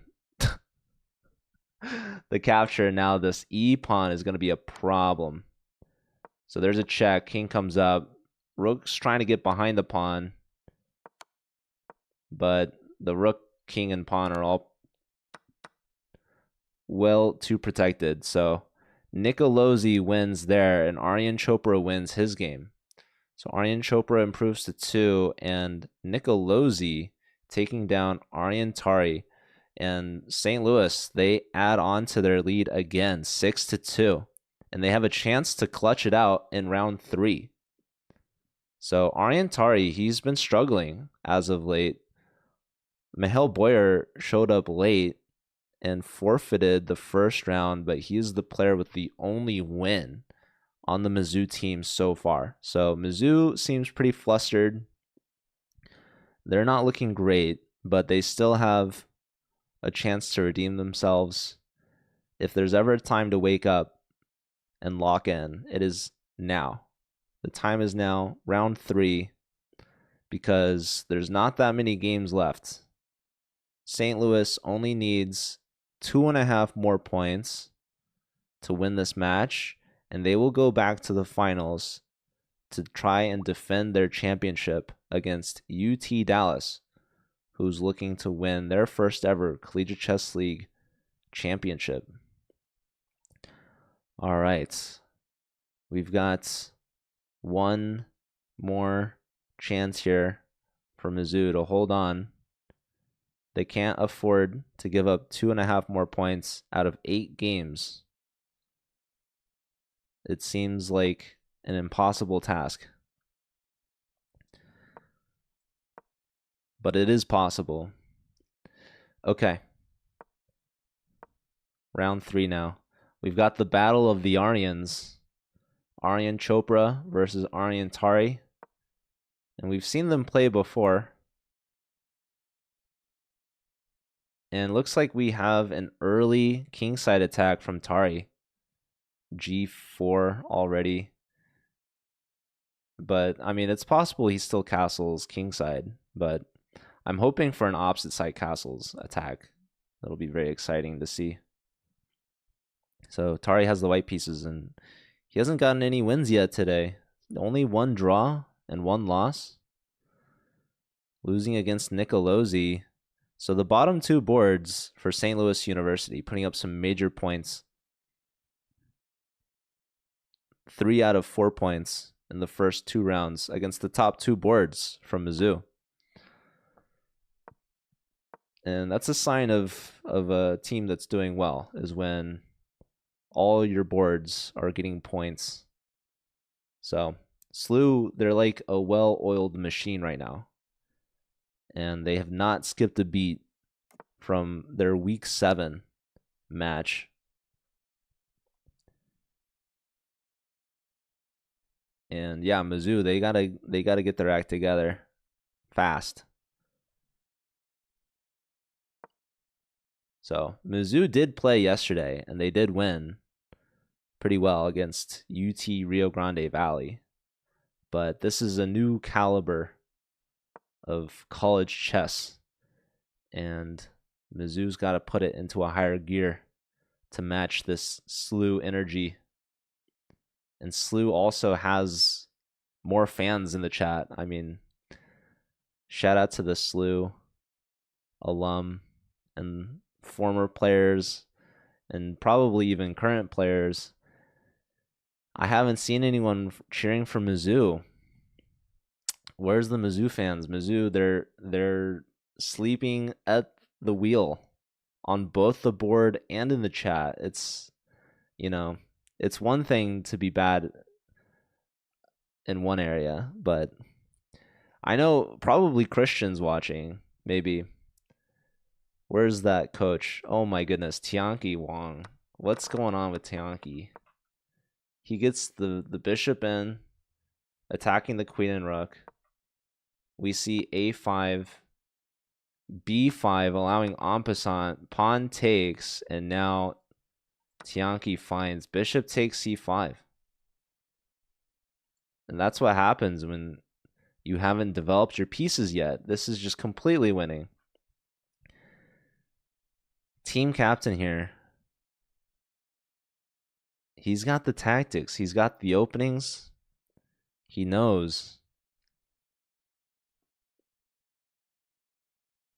This is SLU's not so secret weapon. They're board 4 and team captain as well.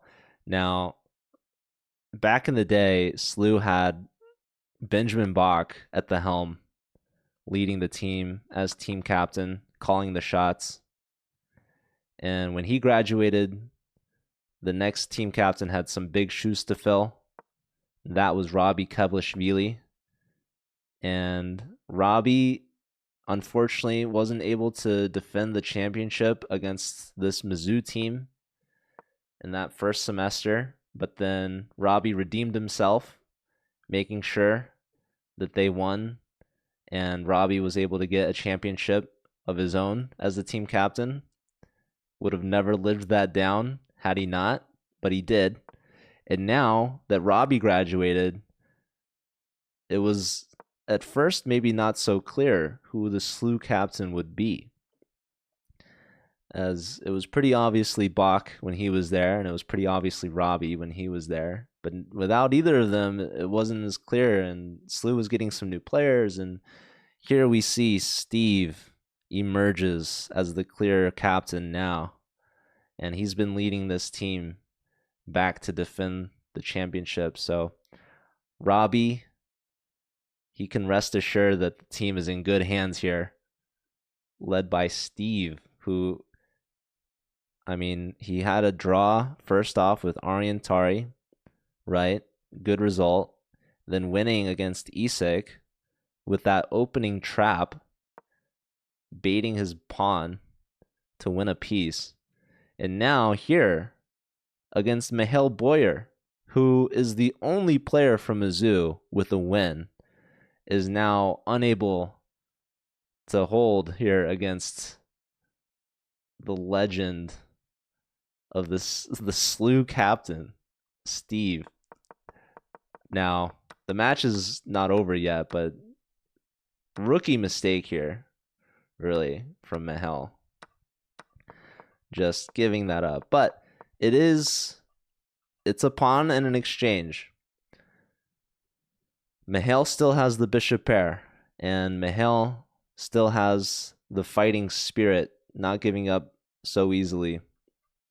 And we saw Steve wasn't perfect in his previous game. Even though he was up a piece, he slipped up a little bit, and potentially his opponent could have brought it back, but we'll see now. Queen hitting the rook in the corner. Rook comes to double on the c file. But black has this back rank entrance pretty locked down. But yeah, knight f3. It's a pretty logical move here. Hitting the queen, hitting the pawn. Queen's going after the B pawn. That drops the E pawn. So, yeah, bishop takes. I guess the pawn was hanging anyways, but yeah, these are some very strong central pawns here for Steve. All right, let's check in with the Aryans. How's Tari and Chopra doing? So Tari does end up castling kingside. So we have same side castles, but Tari has definitely taken some space on the king side. Chopra is down a little bit on time, but seems to be keeping things fairly safe so far. This knight is very annoying here, attacking that G pawn. So Black is trying to trade this knight.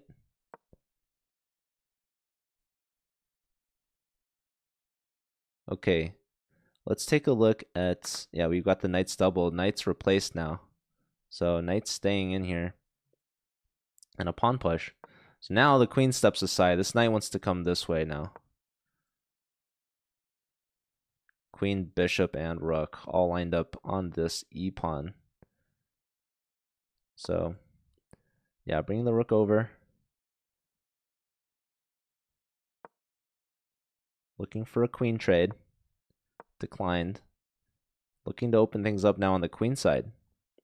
Chopra trying to catch up on time a little bit. I want to bring our attention to this Viktor Gajic versus Isak game. So, looks like Isak is ahead right now. Queenside castles, rook lift, queenside for both sides. And here's where things started to go wrong. b4, knight n, and now b5. Queen trade, bishop comes back, and now we can win a pawn. We're winning that e pawn. Trading one pair of rooks. And yeah, Isak is just comfortably up at pawn and up on time against Viktor Gajic. So, yeah, Mizzou, they got to come back somewhere. And Isak is doing well against Gajic. Let's check in with Luca and Nicolosi. So Nicolosi's looking well. Kingside castles for both. There goes the H pawn. Knight hits the rook. Grabs a pawn back. Ooh, and now a blunder. What was the move here? Queen to c3. A nice little move there, threatening checkmate in one. Now queen c3, but the queen is there in time. Takes, the knight was hanging here, and now likes queen e5. Look at that. That's a fork. Hitting the rook and the knight. I know you know that the rook is hanging, but this pawn is now defended tactically. Wait, what happens if knight takes? Actually, I forgot about this. What happens if knight takes?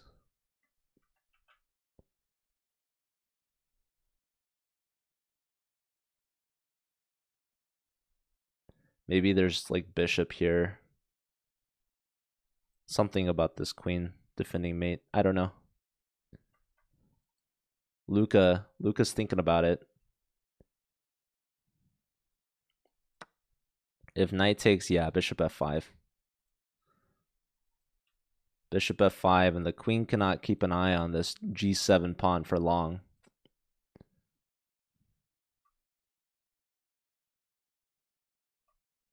And the knight's just hanging. Okay, so he plays rook here, but now you can play d6, right? d6, and the pawn is now defended, right? The knight is hit again, and if the knight moves, again, bishop f5. Such a major problem here. Look at these bishops. You have both bishops, and look at these knights. The knights are just unable to go anywhere good. So, yeah, this is a beautiful example of the bishop pair. Knight hits the queen. Bishop takes, bishop check, and now queen takes knight. That knight was hanging. That was a fork. That was a beautiful tactical sequence there from Nicolosi, who's looking great. Now, this pawn is hit 3 times. If we defend with the bishop, we're going to get kicked here, but that would help disrupt the queen's defense. But maybe is bishop a3 a move? Missed. Wow, I'm surprised he didn't try. I mean, it even liked bishop e5. I'm not sure what would you do after. Oh, maybe this? I don't know. But okay. Now there's no bishop a3. And now black should win this d pawn. And Luca maybe has some chances. Now, Luca is down a bishop. But he does have 2 pawns for that bishop. So there's chances still. It's not as good as it was if he had found bishop to a3. But okay. Luca does have less than 5 seconds left. Isak and Victor drew. That is a very good result for Victor. I think he was losing.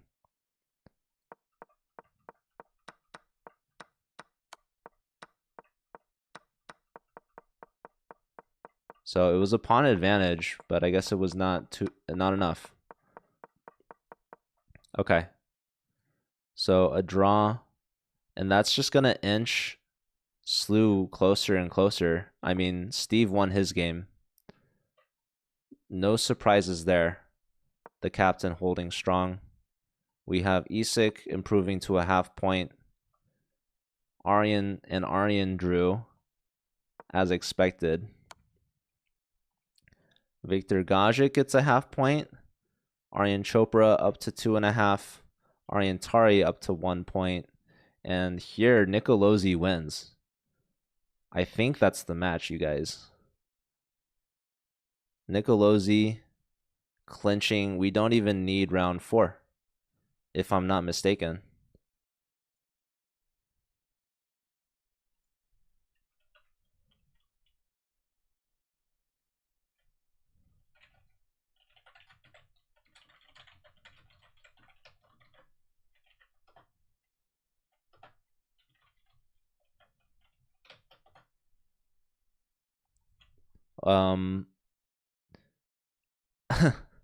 I might need to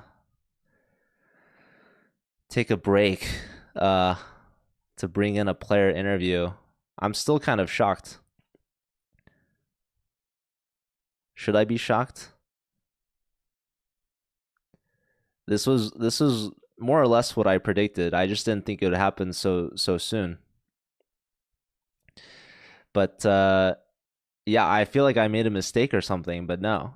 Steve won, Nicolosi won, and Aryan Chopra and Victor Gajic both drew. So that was 3 points. They were already up 6-3.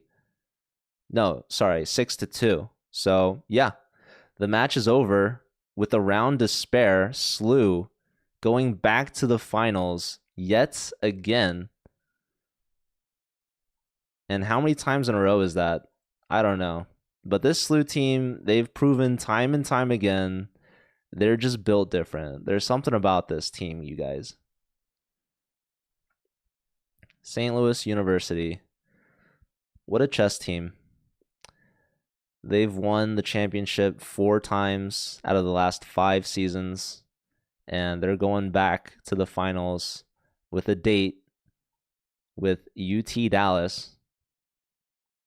Dallas looking to get their first ever CCL championship, and Slew looking to defend their titles.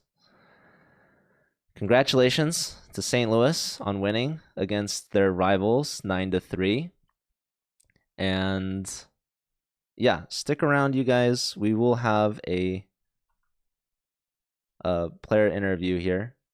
So I will be right back. So stay tuned.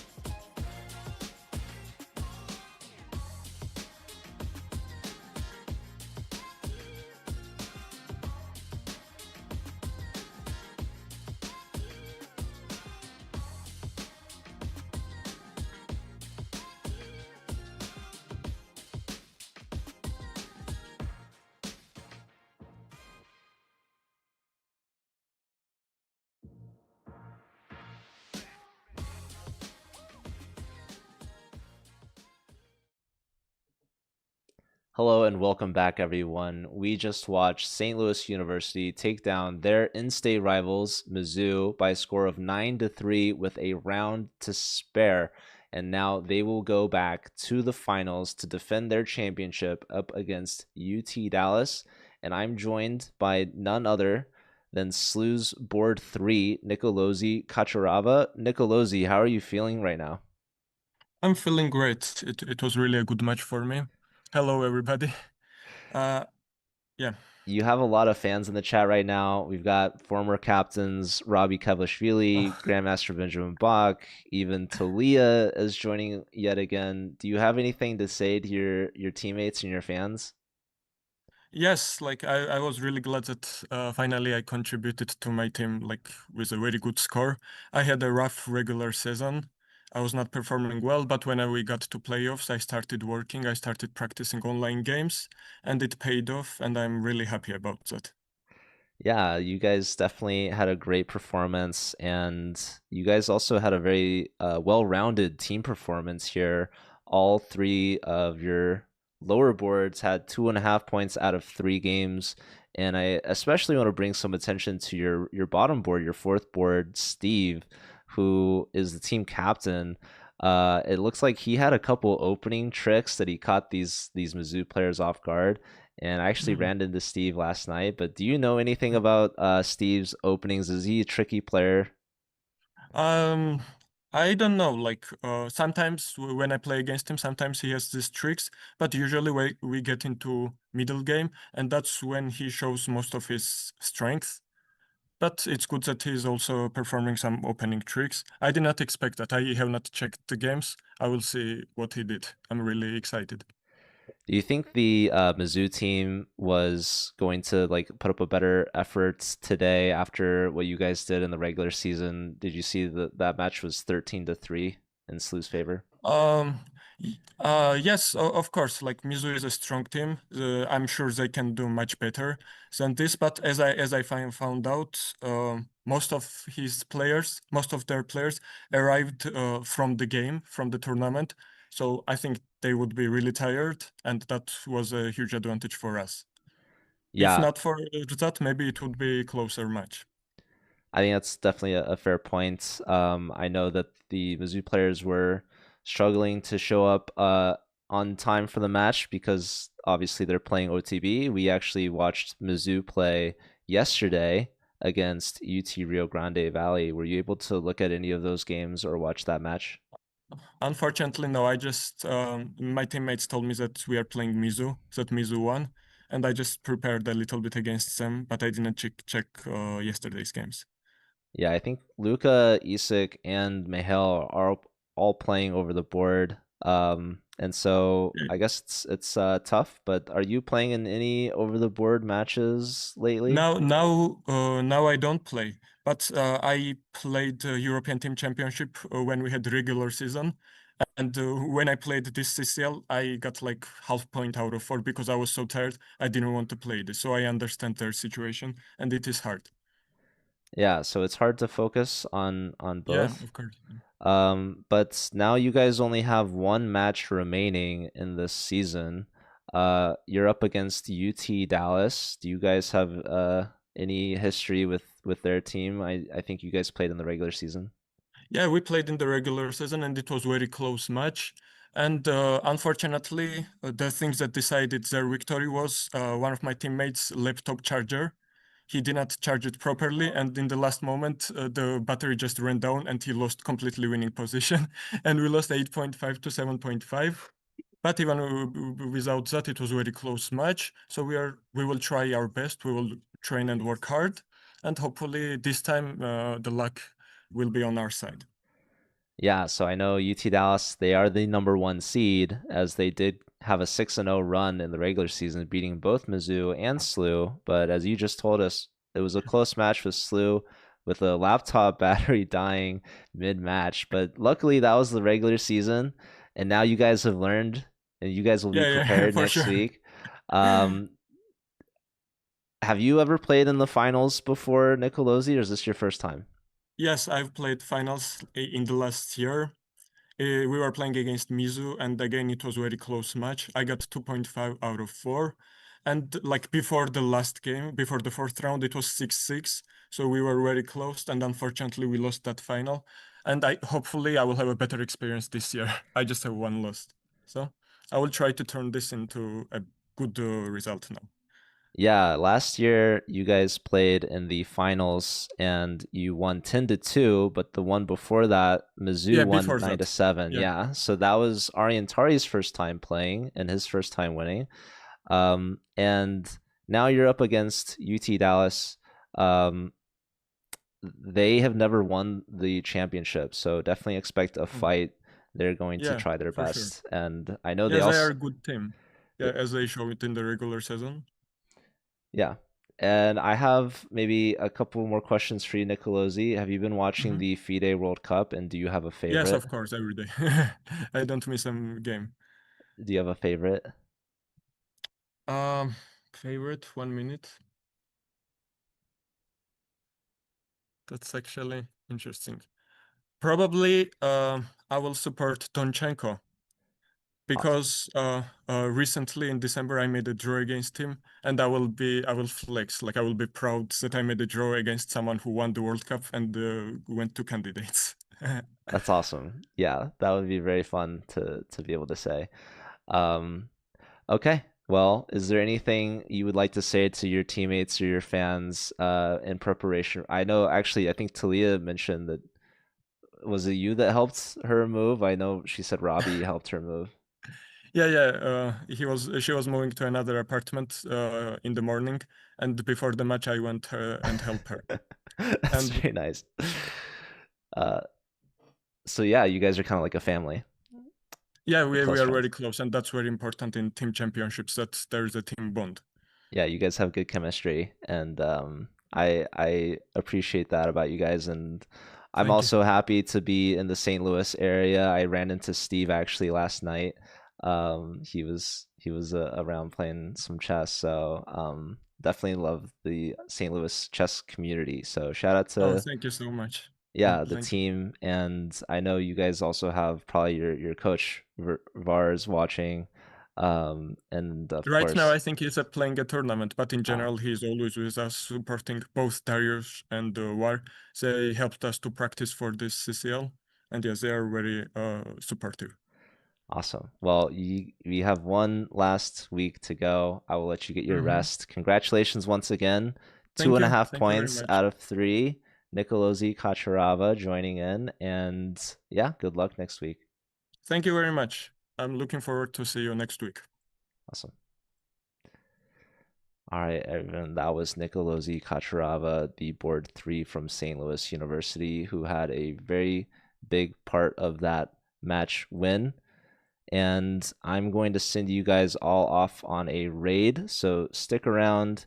Be sure to tune in next week. The season isn't over just yet. We do have the finals coming up between UT Dallas and St. Louis University, both teams that had just won today in the semifinals. Thanks again, everyone, for watching.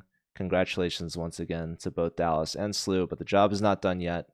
They have one last match to go. And Mizzou, SRM-IST, their seasons are not over yet either. They will be fighting for third place next week as well. So this is the Collegiate Chess League Fall 2025 season. Thank you all for watching, and take care. Have a good rest of your weekend.